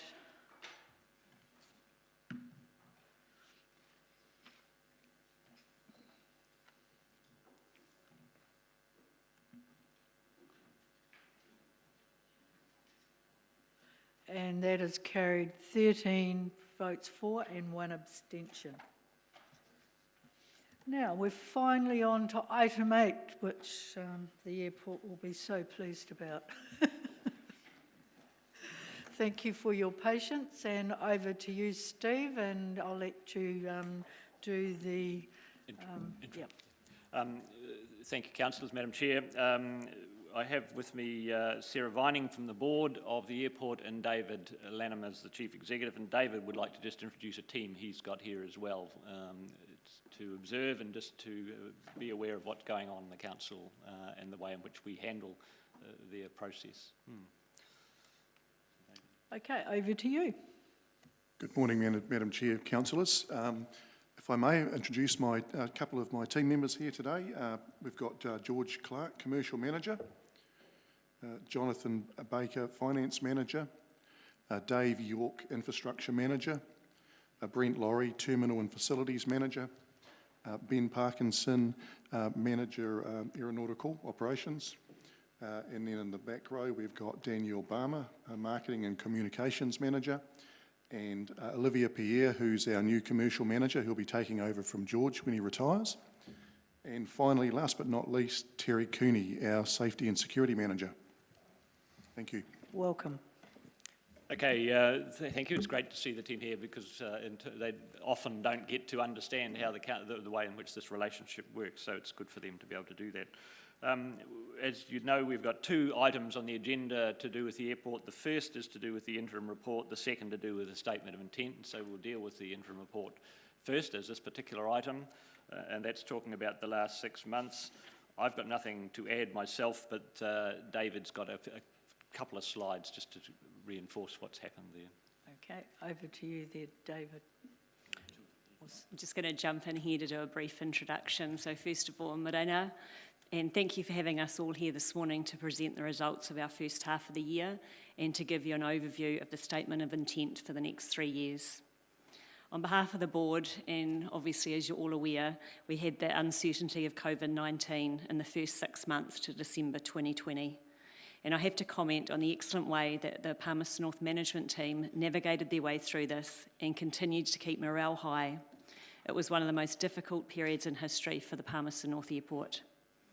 The pandemic response plan for the various alert levels was second to none, and I have seen a number of them around the businesses and around New Zealand, and I couldn't fault what they put together. The board were continually kept up to date via various Zoom meetings, and there was excellent communication throughout. Throughout this uncertainty, the Palmerston North Airport staff have been professional, adaptable, and getting on with the task at hand. The thorough response plan kept all team members, the airport community, and all of our airport visitors safe. As you're aware though, non-essential projects were placed on hold, and we recognise this has impact on project timelines and to some extent the customer experience. However, the good news is the second part of this presentation will show you the plans in place we have to now address this. I'll now hand over to David to present the first half performance. Thanks, Sarah. Really, Sarah's covered a lot of the highlights, but really they're about health and safety, bottom line, 0 lost time injuries. We're very proud of the response, very proud of my team and how we responded to the pandemic as it evolved. Our response in terms of managing our own team, managing airport users and managing the public. I'm very, very proud of what we achieved. Of course, we continue to maintain CAA certification. It's an absolute not negotiable for us, but at the same time, we successfully achieved certification for our safety management system. So that happened in December.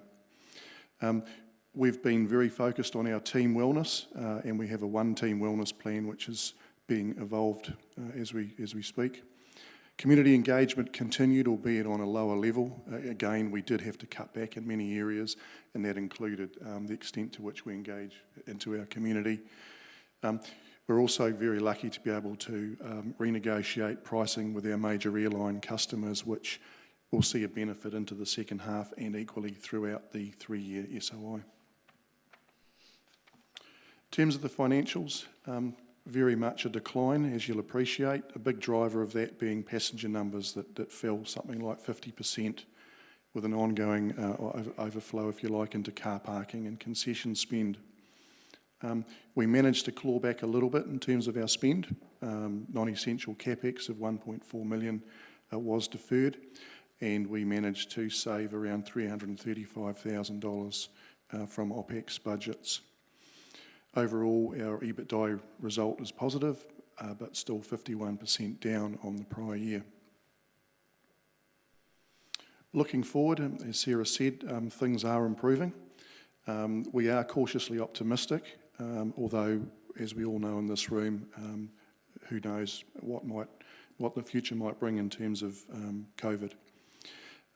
We're predicting still around 390,000 passengers, and that's a number we brought to council early last year, once we could get a feel for where the airlines were heading. Revenue has recovered, only 10% down versus the prior year now, which is about 2 million ahead of where we thought we'd be. We are continuing to manage our costs very closely, and as a result of that, we do see us generating a net surplus of around $800,000. And as communicated within the plan, we do plan to suspend the dividend to council. Major programs are recommencing, again, as Sarah mentioned. The terminal development plan being the biggest of those. That's a $16 million reinvestment in our terminal and forecourt. Ruapehu Business Park, for those that have been out to the airport in the last couple of weeks, you'll see what I mean by that, with Wairaka Place taking shape as we speak. We are going to be spending significantly in this half, the majority of it being Ruapehu Business Park, but also the terminal forecourt area car parking, and also a runway end overlay. But again, cash flow management remains very, very critical to us. Again, there is uncertainty, and we've got to be very wary of that. We're very fortunate to have very supportive bankers as well. That's all I'd like to say on the, yeah, thank you. And you're open for questions? Certainly. Thank you. First up, Councillor Johnson. Thanks, Madam Chair. Thank you. I've only got one question. It's a little bit down into the detail, but on page 43 of our papers, in the interim report under administration costs, the administration costs for the first 6 months, if they continue in that trend, are going to be almost 50% more than the statement of intent.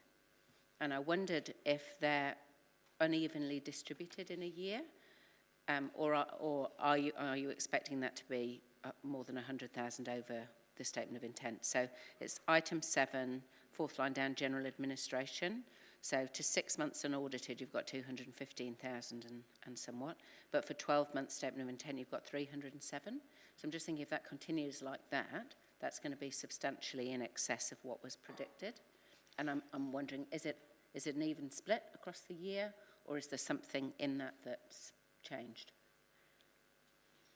There will be some one-offs. For example, I think recruitment costs. We have had 2 senior manager roles that have been advertised with Sheffield Consulting, so there's a large chunk there. There'll be some other figures of that nature as well, I'd imagine. Thank you. Councillor Butt. Thank you, Madam Chair, and thank you for the report. I will start with a light comment on your report, and I guess we haven't, there has been no change in chief executives since this joint report was written, but I can see different signatures on the statement of intent and the joint report. If you see, it seems like 2 different people have signed these things. So. That's just the board members who've signed those statements? It says David and also David, both the signatures. Yeah, there are board members who've signed some of the financial statements, the chair and one of the other directors. Page number 35 and page number 54 of this agenda. Anyway, it's not an objection, just a light comment. Your question, Councillor? My question is, on page 34, 1, 2, 3, fourth paragraph, it says that there was a 38%, the revenue was 38% below last year's revenue. And then it goes on saying that although 45% ahead of statement of intent targets. So does it mean that the statement of intent was forecasted 83% below the real, revenue? Councillor, you recall back last year when the first statement of intent, draft statement of intent was brought to the council, that was one that was pre-COVID, and then post-COVID there was a revised version that the council considered in August, and still that was a very conservative assessment of, and realistic at the time though, but conservative assessment of what might be the final outcome. And so what I'm taking that they're advising us now is they're doing much better in revenue terms than what, and in passenger terms too, than what they originally thought might be the case when they came to us with that. And we acknowledged that it was really changing times at the time when we received that material back in August last year. Right. Thank you, Madam Chair. Councillor Harpeter. Thanks, Madam Chair. Thanks, David and Sarah. Just one question around your wellness program that you talked about. I just wondered if you could give us a little bit of detail on what that was. Sure, it's an in-house program that we are developing. We have recently engaged an HR manager to help us. It's a very resource-heavy area of the business for us, and something that we don't have any expertise in, to be honest. So we're developing a range of initiatives for our team around, for example, health insurance, activities that can be undertaken at work, around physical activity, around nutrition, about building our teamwork. So a range of focuses across a wide range of areas. Thank you. Councillor Dingwall. Thank you, Madam Chair, and thank you, David and Sarah, for this report. Clearly, COVID has had a negative impact on the airport over the last year, but looking ahead, how do you think people's attitude to climate change will affect passenger travel? Is there a danger that people will start to look at alternative forms of methods of transport, and are you factoring this into your forecast numbers? Yes, we are. Of course, it's a little bit of an unknown, but we anticipate that there will be a decline associated with with those factors, on top of the already existing decline around COVID and hygiene, etc., on board aircraft. Thank you. Councillor Bowen. Thank you, Madam Chair. Thank you for coming in, sticking with us this morning and bringing the whole team. A couple of questions. So I know from the next report coming that you're not changing your vision for the airport, which is to be leading regional airport in New Zealand. So my question's around how the reporting for the last 6 months sits in that frame. You're talking about reduced passenger volumes, reduced aeronautical revenue. How does that compare to other regional airports in New Zealand? We've all obviously been impacted pretty much the same with capacity reductions. Some of us have fared better than others though, because we have lower levels of debt, for example. Equally for us, we're quite fortunate in that we do have some level of revenue diversification. The School of Aviation and air freight are two areas that weren't impacted by COVID, thankfully, and that stood us in good stead really through that first half. And my second question was about, you've got up there, major programmes recommencing and the Ruapehu Business Park, and I drove past it last week when I was at the airport, and it's all systems go. What was the thinking behind now being a good time to start that work again, to pick it up? I know from a board perspective, we are optimistic about the future, especially in the Manawatu region. We've seen a lot of growth opportunities. We know that Manawatu have held their own throughout the COVID pandemic, and now is the time for us to invest back through into the terminal, into the Ruapehu Business Park, because we know we are going to get back on our feet and we want to improve that customer service. We know that has been talked about within the Manawatu. And so by developing those two areas, we know that we'll then better be able to deliver on it. And it's something all of the board were unanimously behind. Thank you, Sarah. Thanks, David. Mr Armstrong. Thank you, Chair. Thank you for the report, very comprehensive, and apologies for a rather detailed question, but on the statement of service performance, can you just outline the Net Promoter Score and just what's driving that and what's in place to address that? We do have a couple of slides on that. If you'd like, I could show you that later or come to it at the right time. But we do discuss Net Promoter Score in detail later on. Okay, thank you. Okay, are there any further questions, councillors? There being none, thank you very much. You may step down.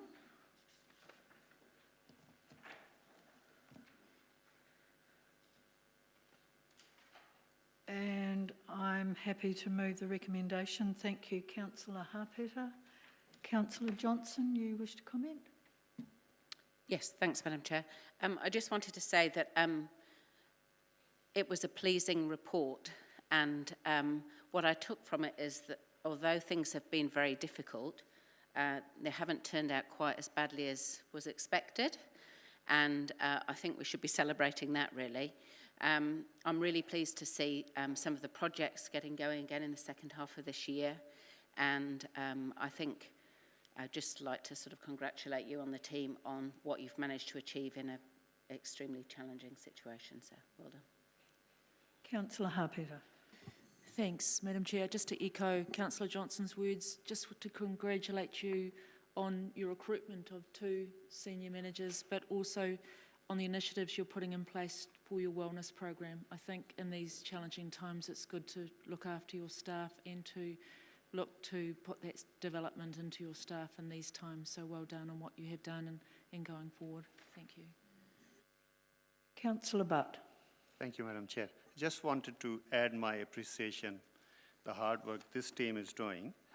I would say that if you are living in New Zealand and experiencing this airport, you would not judge many differences. But when you talk to the people, especially the international travelers, especially from the South Asian and Asian countries, when they visit this airport, they tell you what the difference is, how friendly staff is, and how good the facilities are. So I just wanted to appreciate and congratulate them. Thank you. Thank you, Councillor. So that's end of comments.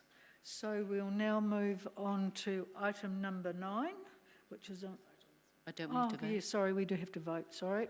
Getting ahead of myself. So we'll vote first.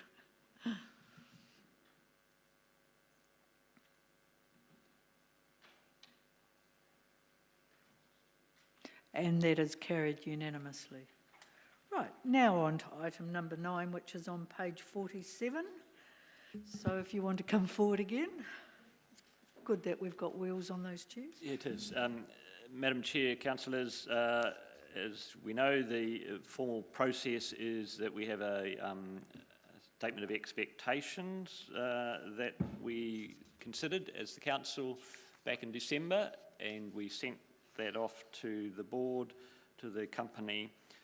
They've considered that as part of the process of preparing the draft statement of intent for this year, and they've brought that statement to us. The law prescribes a number of things about that, as you know, and so from my perspective, the company has delivered on the things that are required to be in the statement, have covered off the things that the council mentioned in the statement of expectations, and so they've got a presentation again to just go through that for us to highlight the detail. Okay, thank you, Steve. Thank you. Like I said earlier, we are wanting to move forward with cautious optimism to ensure we deliver an outstanding customer experience for all of our stakeholders. David's going to discuss these key projects in more detail to help us deliver on our strategic objectives to be a dynamic and professional gateway to the Manawatu region and really enhance our Fly Palmy branding. From a board level, our 3 key high-level strategic objectives are airside, terminal and property. We obviously need to keep the airside running, we need to develop our terminal to increase the customer experience, and we need to create a property portfolio for revenue diversity. And obviously all of these will be done under the appropriate business cases. So along with the above, we're also investing in and developing our staff. We want to create a fantastic working culture and our wellbeing program for them, so then they in turn can safely deliver our key projects over the next few years. And like I said earlier as well, this is an exciting time for the Manawatu community. We've held our own for the last 12 months, and now's the chance for us to continue to thrive in this environment. David. Thanks, Sarah. This slide provides a little bit of a contrast, really. On the left, you'll see passenger numbers, blue being actuals by year, and green being forecasted passenger numbers going forward. On the right, shouldn't have used green, but I have. Green is the income by year, and orange is net profit. The difference between the two graphs is that passenger numbers are going to be very slow in recovering to pre-COVID levels. We're predicting by year 3 of the SOI to get back to 560,000 passengers. Now that's significantly down on the close to 700 we were achieving when we had Jetstar, we had Hamilton and we had Wellington routes. So it's going to be a slow grind. Obviously we'll continue to work with our airline customers, and really it's about sustainable growth with them. We want to grow, but we're being realistic about the expectations. However, we're very fortunate that we have managed to renegotiate pricing with the airlines, and equally, as mentioned earlier by Sarah and myself, revenue diversification through the School of Aviation and through air freight means that our income will actually reach pre-COVID levels very quickly, within I think the first year of the SOI. So lower passenger numbers going forward, but income and profitability pre-COVID very quickly. So again, really the recovery is built on that aeronautical pricing reset, and to a lesser extent, the level of passenger growth. Income diversification, as I mentioned, and of course, cash flow management, cost containment, and that strong bank relationship that I mentioned earlier. Equally, shareholder support around our many initiatives is appreciated, certainly in terms of dividend suspension. And also, most importantly to us now, is searching for strategic partners that can help us deliver on our property portfolio. I'll now talk briefly about our 5 Cs, our 5 strategic goals, starting with compliance. Of course, again, focus on safety. It's everywhere in our business. We'll continue to refine our safety management system that I mentioned, excuse me, which was certified in December. So we'll be looking to take that to the next level of certification. Part 139 compliance is not negotiable. We must maintain that. And of course, there's a range of other statutory and regulatory compliance requirements. We have some upgrades within the terminal, seismic upgrades to happen as well. Asset management planning, something that Dave York behind me started for us about 3 years ago, will continue. He's done a great job in getting the airside assets into a database, and now we've been slowly entering in the landside assets as well, but equally acting on that plan sees us being more proactive in airside infrastructure upgrades and maintenance. Customer experience, we've talked a bit about that already this morning. The TDP really is about the customer. It's about providing a terminal that's future-proofed, that can facilitate passenger and hold bag screening if it's mandated, and that in itself would facilitate the reintroduction of jet services at some stage in the future. Equally, we appreciate that the exterior of our terminal is not up to standard. The TDP will see a new exterior, and I've got a little picture to show you later of that. The terminal forecourt, semi-covered pick-up and drop-off area for our customers. We know that about 50% of car park volumes are people that want to be at our airport for 5 minutes or less. We need to do a better job of catering to them. But of course, we need to be resourced. And so, again, I introduced Danielle and Olivia earlier. They've got a big role to play in terms of our customer experience going forward. The TDP, again, really about continuous improvement in customer experience. I mentioned passenger and hold bag screening. It's likely to be mandated by central government, I would think, within 3 to 4 years, and so we need to be ready for that. I mentioned passenger volumes, and I've mentioned the opportunity for jet services to return if we can screen passengers.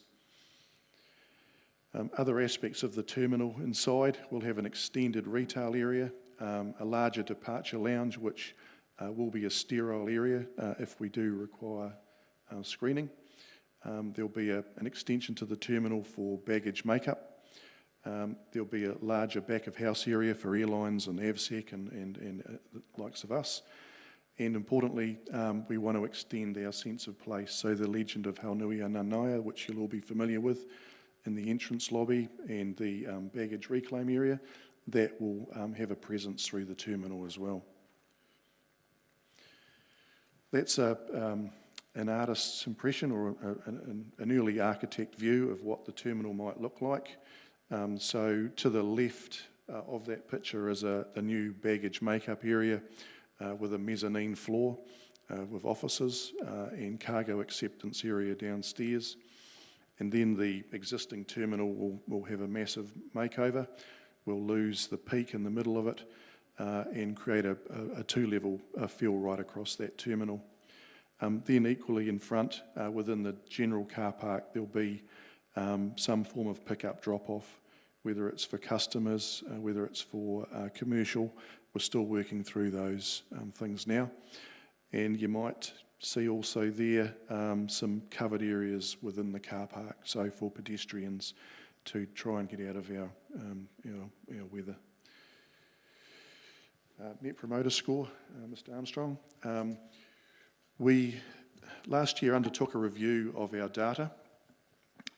We felt there was something not quite right with it, and we were right, there wasn't. There was quite a lot of corrupt data that we collect, and we hadn't been cleansing it sufficiently. The result of that is that we've seen the true Net Promoter Scores that we're generating fall from within the 40s, where we thought they were, to in the 20s, which, when we've done the work, puts us really in line with the hospitality, aviation, tourism industries. So we've reset our target to 30 or above. We did have 50, 60 above, which in hindsight now was very optimistic, but based on corrupt data. while we're not thrilled about having a lower score, the key value in this score is understanding whether we are achieving improvement in customer experience. That's the bottom line. So the information that comes back to us through our surveys, etc., we want to respond to, and ideally that means that we see over time that that NPS score improves. We've also noticed over the COVID period a significant drop-off in the number of people that want to use our touchscreens to enter survey responses, a significant drop, something like 90%. And so we're currently working on options to increase the number of survey responses by making it available to all Wi-Fi users within the terminal, and equally through links to our website. So we're hoping to get a decent sample size every month and remove any variability in scores. Community engagement, as I mentioned, we did have to button off a bit there in the first half of the year for cash flow reasons. But I know Danielle sitting behind me and Olivia with her chomping at the bit to get stuck in again. So there's a range of sponsorship opportunities that we're going to be reigniting. One that springs to mind is Centrepoint, Fly Palmy Arena, another one. So really excited about getting out there again and flying the flag within the region. Sustainability is still very much an important part of our future. As you know, we've achieved stage 1 of the Airport Carbon International accreditation. We're now into stage 2. I was a bit miffed to note that my colleague in Hawke's Bay has just announced stage 2. Hawke's Bay Airport have just achieved that. So yeah, there's a little bit of tension now to really get cracking on stage 2. PFAS testing, it's ongoing for us. We are about to engage on further tests and an understanding of what we can do to mitigate that historical contamination that we have. A bit more on sustainability. So again, we're really into level 2 now, which is about reduction. In many ways, we've already been reducing for a number of years, but it's about really setting some proper firm targets and continuing to see reductions in our carbon emissions. Equally, it's about extending our sustainability plan to include water and waste, and not just carbon. The roadmap document is underway. We have a carbon committee that's been established, so we'll see more focus on this now that we're through the COVID period.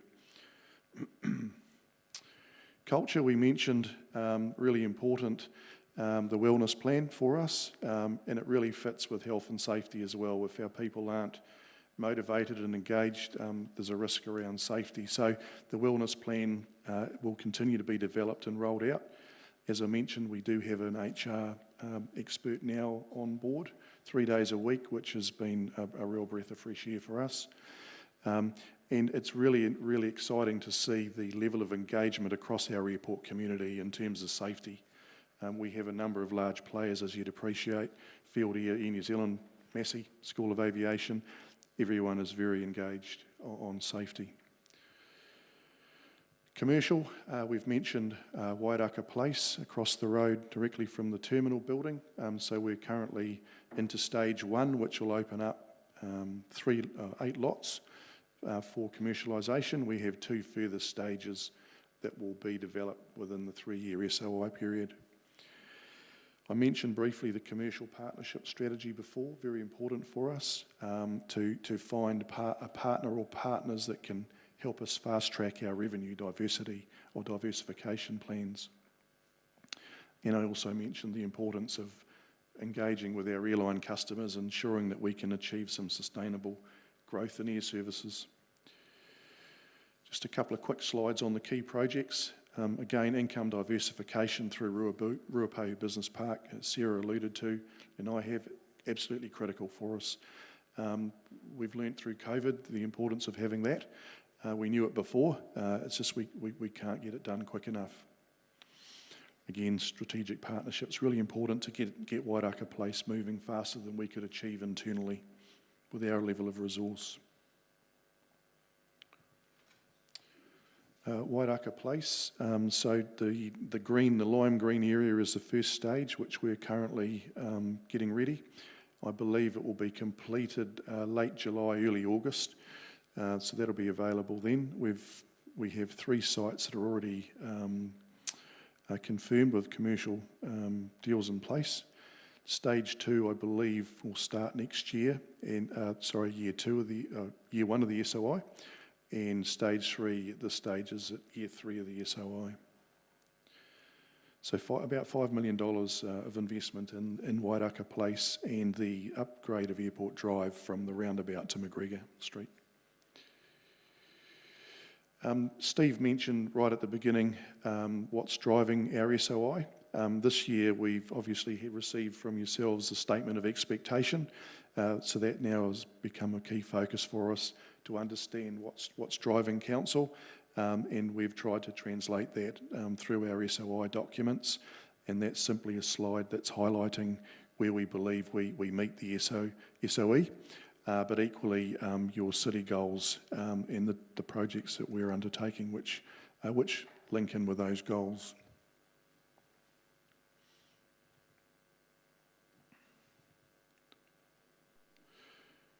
There's a lot of numbers there, but again, if I can summarise, income does recover to pre-COVID levels within the first year of the SOI, and profitability as well, as opposed to passenger numbers that don't recover as quickly.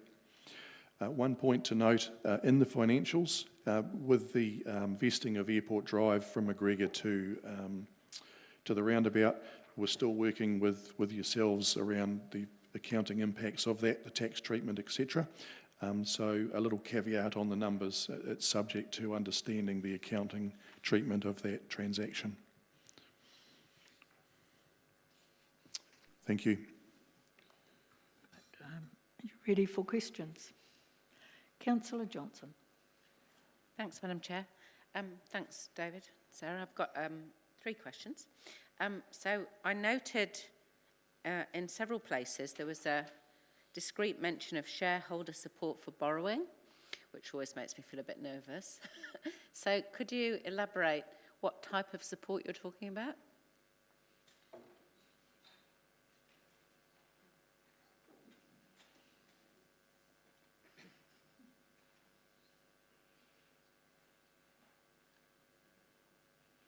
So yes, I know through the management team, and George has been very thorough with the banks, and we're wanting to ensure with the banks so we can get the lending from it, that we've got council buy-in for our projects, and obviously also the relief from the annual dividend payouts is what we're asking.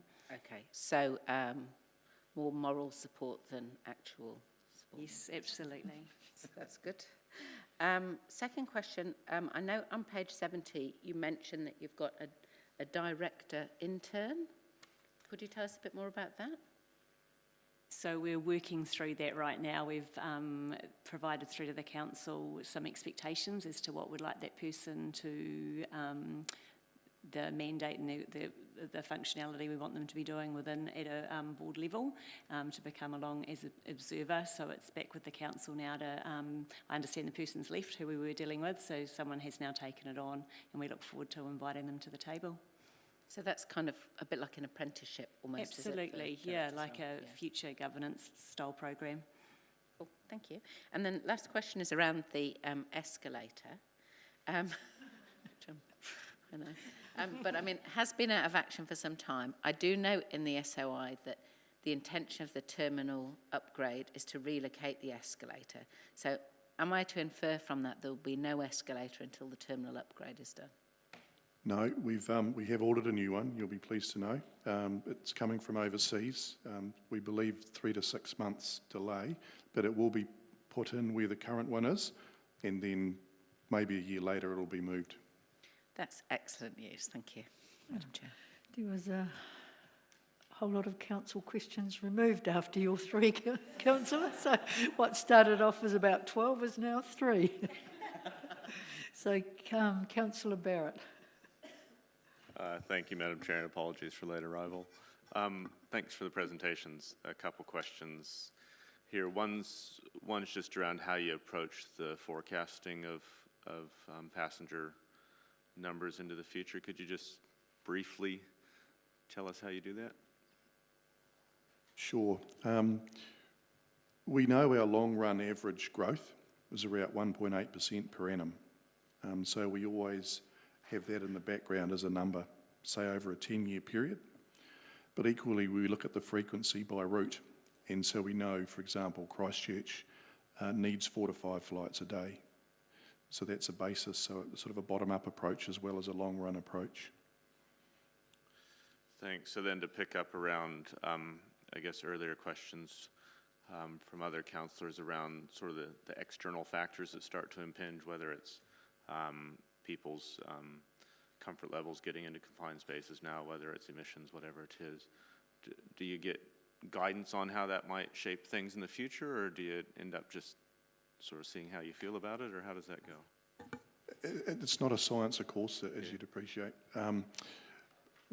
As I mentioned earlier to Councillor Dingwall, I think, we're factoring it in.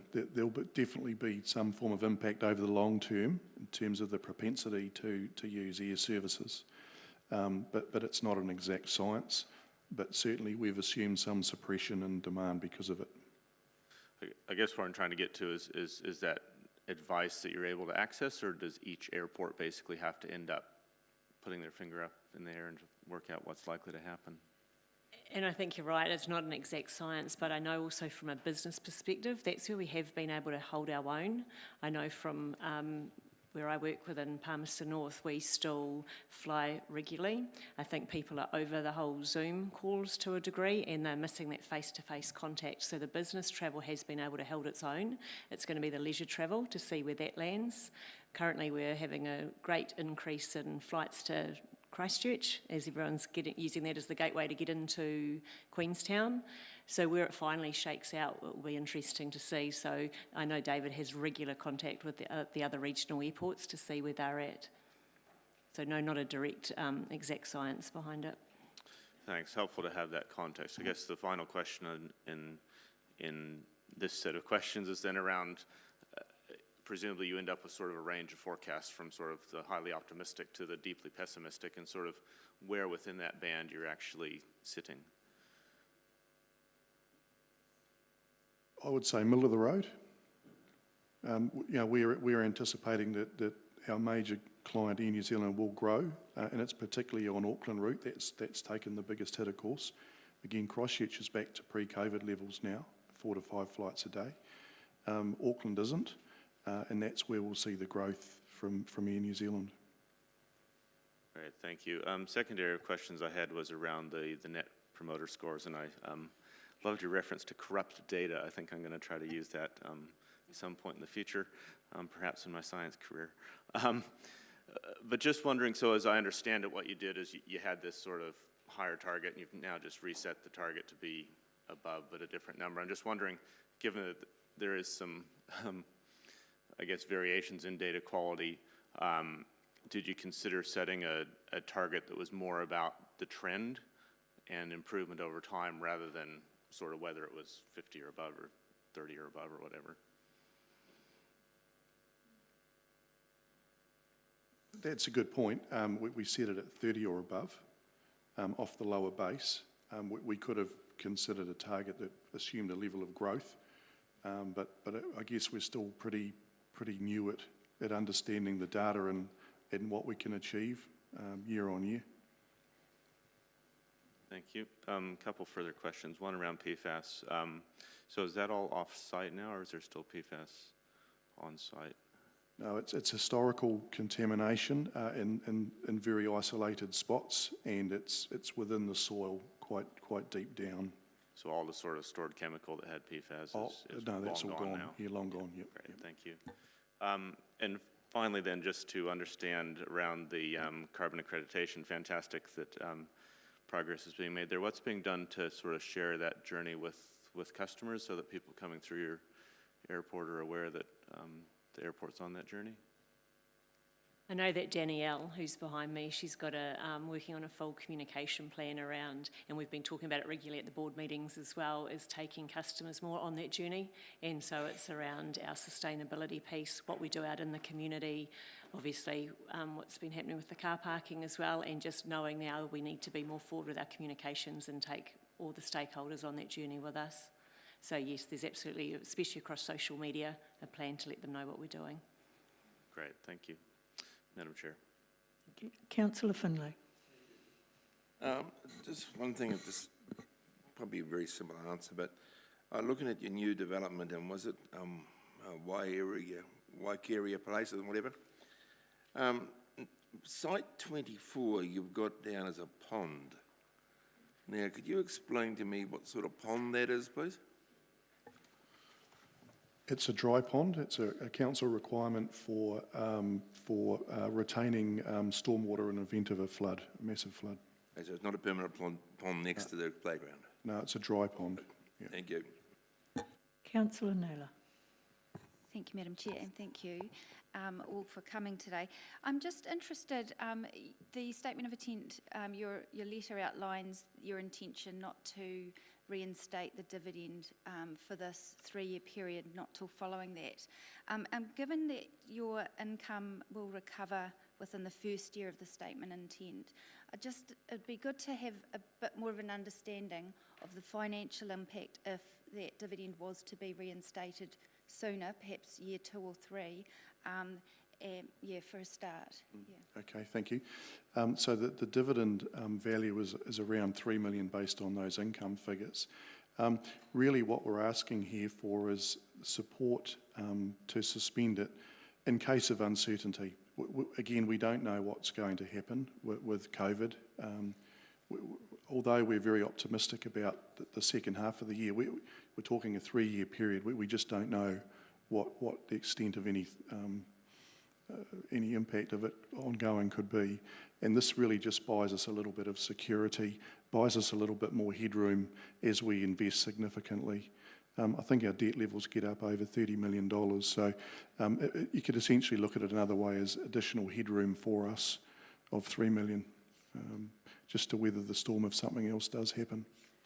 Okay, and just following on from that, I understand, the purpose of that is for your capital investment, and just with the uncertainty around returning your numbers to the pre-COVID levels and the slowness of that, has the investment in the terminal development plan, in terms of its size and scope, been looked at as to whether that's still appropriate? I know that was started back in 2018, but given the uncertainty around numbers, what has the thinking been in terms of the size of that investment?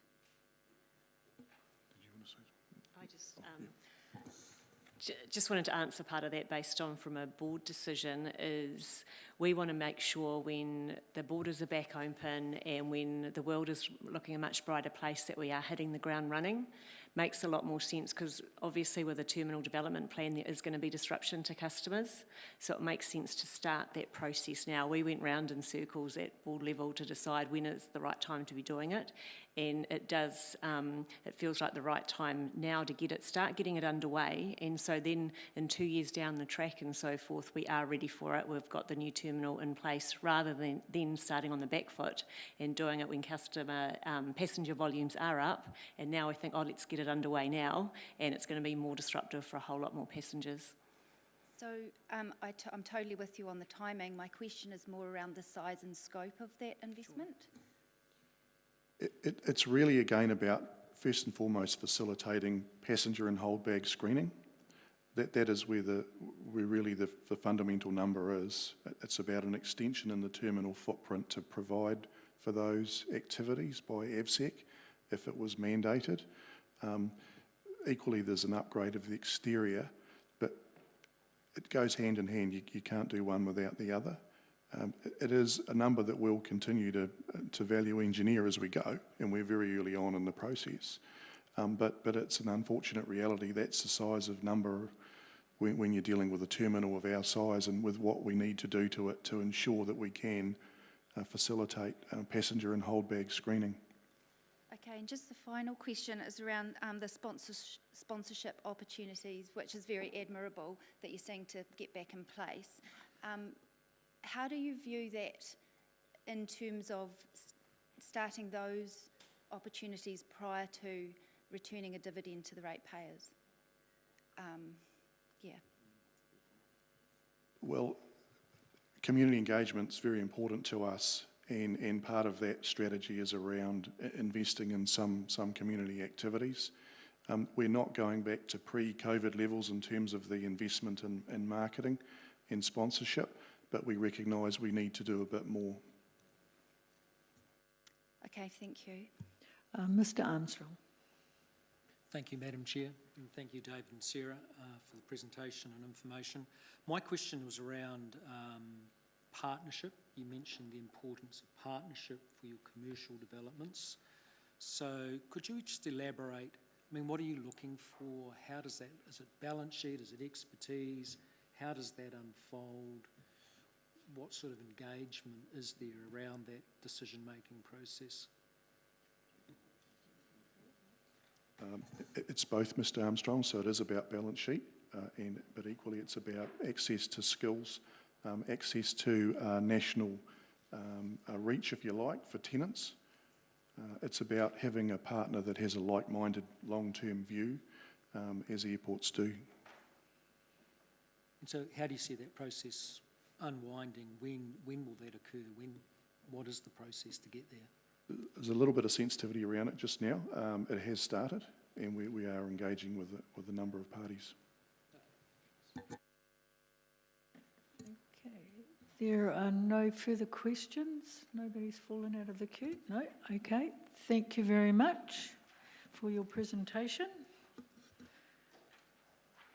All right. And we will go to the recommendations.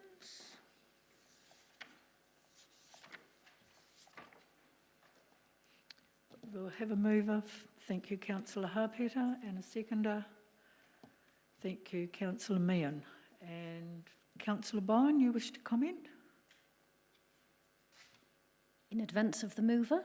Yeah. Okay, thank you. Yes. Thank you, Madam Chair. Yes, I did want to comment. First to say thank you for all of the work that's gone into bringing these presentations today. To echo Councillor Barrett's comment that I too will be desperately trying to find an opportunity to use the phrase corrupt data that needs cleansing. Expect that coming to the council table sometime soon. I wanted to comment specifically on the community engagement that supports our creative and exciting city agenda. The airport's talked at length about the COVID impact in their business. Of course, we all know that the COVID impact has spread beyond the airport and across our whole community, and particularly into some of those organisations that rely on sponsorship to be able to do what they do. And Palmerston North Airport has a great record of connecting with our community and supporting organisations. I know that they appreciated the state that you were in and needed to pull back on some of those things, but I also know they very much appreciate you coming back into that forum as well and looking to continue to partner, maybe in some different ways, but continuing to partner with those organisations. You mentioned specifically Centrepoint and Fly Palmy Arena, so I will pass on thanks on behalf of those particular organisations. I also wanted to comment on the director intern that came up through questions. That was a recommendation that came through the interview panel, that we could see an opportunity to grow governance of the future, and we wanted to engage with our council-controlled organisations in finding a way to do that. So I'm absolutely delighted to see that start to happen and to see Palmerston North Airport Limited leading in that space. I think it's very appropriate. So thank you. Peter? Thanks, Madam Chair. I fully support this statement of intent. I think a lot of hard work has gone into it, particularly support their objectives of culture, compliance, community, customer and commercial. And I just think they do more than what is expected in terms of really putting everything forward in terms of their intent and bringing us along with them. So I do think this is a really well thought out statement of intent, and I just fully support it. So thank you very much for what you have done today and what you've brought along with you, because I think bringing your team along as well today is a really good testament to you. So thank you very much, David and the team, and Sarah. So thank you very much for coming along today, and I fully support what you have done. Councillor Naylor. Thank you. Yes, I am overall I'm supportive of the direction of the statement of intent and really support the diversification of income through the strategic investments. I'm a little bit hesitant to support it entirely at this point, just because I think whilst it's primarily a strategic investment for the ratepayers, I do think the ratepayers do need to see a dividend, and whilst that was put on hold through the COVID period, I feel that with the income recovering within the first year of the statement of intent, it would be reasonable to expect that dividend to begin sooner than 4 years away. So I'd like to propose an amendment that 20% of the net profit after tax is returned as a dividend by year 2 and then moving to 40% by year 3. I think that would still enable significant investment. I do question perhaps the lack of adjustment of the size of the investments that were determined back in 2008 pre-COVID, and wonder if that does need further looking at. But I mean, I'm happy to leave that to the board. I'm aware that that would have an impact on the financials, but looking at it, I think it's reasonable that if income is recovered by year 1, that the ratepayers should actually be getting a dividend. I guess the context in which I'm putting this forward is that the ratepayers are looking at potentially high increases in their rates over the coming years, and this is a high value investment that the ratepayers should expect some return from. So, yeah. Yes, thanks. the amendment's up there. Yeah, no. So is there anyone now everyone now will be speaking to the amendment? So, Councillor Barrett, did you want to speak to the amendment? Yeah, thank you, Madam Chair. Certainly supported it by seconding it so that we would have the opportunity to debate it and have the discussion here at the table. And I think that there is a sort of reasonableness sort of test that you put on these sort of things. And I think, to me, if we are phasing back in things like sponsorship activity in the community, that we should think about what else we might phase back in parallel. And I think that this approach of providing, perhaps we could call it a runway back to full dividend would be quite appropriate and better than having it drifting along at 0 and then perhaps needing to jump up. So I do think that this is a prudent way to begin that transition back, and I'm happy to support it on that basis. Before we go through further comment, I just want to ask the Chief Financial Officer for the impact of this. Yeah, thank you. I just want to make a couple of comments. One being in the LTP, we haven't built in any expectation of a dividend throughout the 10-year plan, so just to remind you of that. I guess also probably to remind you of David's comments from earlier on in council supporting the development going on at the airport, and one of the big supporters from that perspective is the lack of a dividend. And I guess consider the risk if we start receiving the dividend again, that we'll be asked to support the council development in some other way. And are we robbing Peter to pay Paul? Thank you. Councillor Dennison. Thank you, Madam Chair. I'm opposed to this approach. I think that was outlined quite clearly. They're creating the headroom with the significant investment that we're moving forward into. And I want to indicate that I am supportive of the investment or reinvestment into the airport. And again, that's a bit like us accelerating the arena entranceway and bridge and pits. The plaza, when after COVID, let's move and accelerate some of the activity in the construction industry. Again, this is going to have the byproduct of that, creating other jobs and investment that will circulate in our economy, and let alone doing the work when the passenger numbers haven't lifted yet. That also is wise in my view. So for some of those reasons and others, I'm opposing this and supporting the proposed recommendations. Thank you. Councillor Johnson. Thanks, Madam Chair. I won't be supporting this. I must say, it has a feel to me of the sort of no good deed should be left unpunished. You know, the airport's done well. We had agreed to no dividend, but now we're sort of getting the sniff of money again. I mean, ultimately, the airport has got a strategic plan to diversify their income. And I think we need to see the long term here, which is that if they're enabled to diversify with the developments that they've got planned, they'll be more resilient going forward if we get any shocks like COVID again. So I just think this is not helpful and not contributing to the longer-term strategic goal of diversification of income for the airport, and so I won't be supporting it.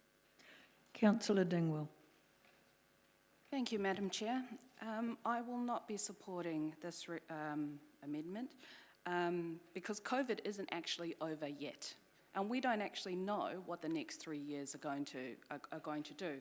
They've made some predictions, but actually we've had level 2 changes very, very recently. So we don't know how many times we're going to bounce in and out of COVID levels between now and 3 years from now. Also, sponsorships is about fostering relationships and advertising. In fact, it's probably the nicest form of advertising where both the community and the airport wins. So I support that approach, and I'm not going to punish them for trying to do that. I believe that the airport board understands the intricacies of their business better than I do. So I'm not going to tell them, you know, that I think that they're doing too much or too less, or, you know, they've got a little bit of money, but I should be having it. I'll leave it there, but I won't be supporting this. Thank you, Councillor. Because of time, three people have spoken against this, so does anybody wish to speak for it? So, Councillor Naylor, I'll give you your right of reply. Thank you. Just to quickly point out that I acknowledge the work that the airport's made, and I think it's admirable, and the strategic direction. This is not no punishment. This is about return on investment for the ratepayers. The planned surpluses for year 1 is 1.9 million, year 2 2.1 million, and year 3 2.1 million. So what this amendment would achieve would be 400,000 of that surplus in year 2 and around 800,000 of that surplus in year 3 being returned to the ratepayer. And I think the ratepayers do deserve a return on their investment sooner than 4 years away. So that's the intention of this. So, councillors, we'll now go to vote.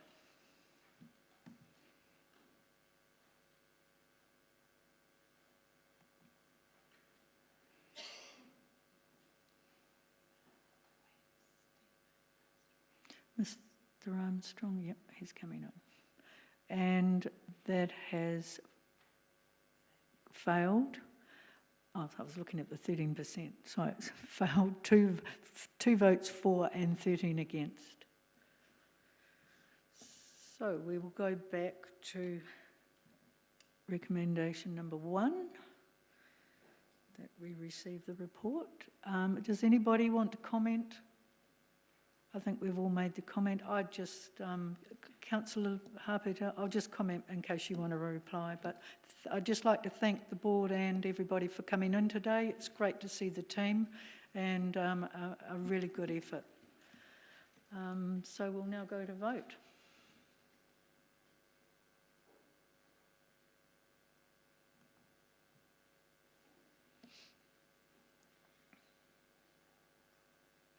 And that is carried unanimously. So we're now going to break for lunch, councillors, and at 1 o'clock we'll have the infrastructure meeting. So I'll adjourn this meeting to the end of the infrastructure meeting.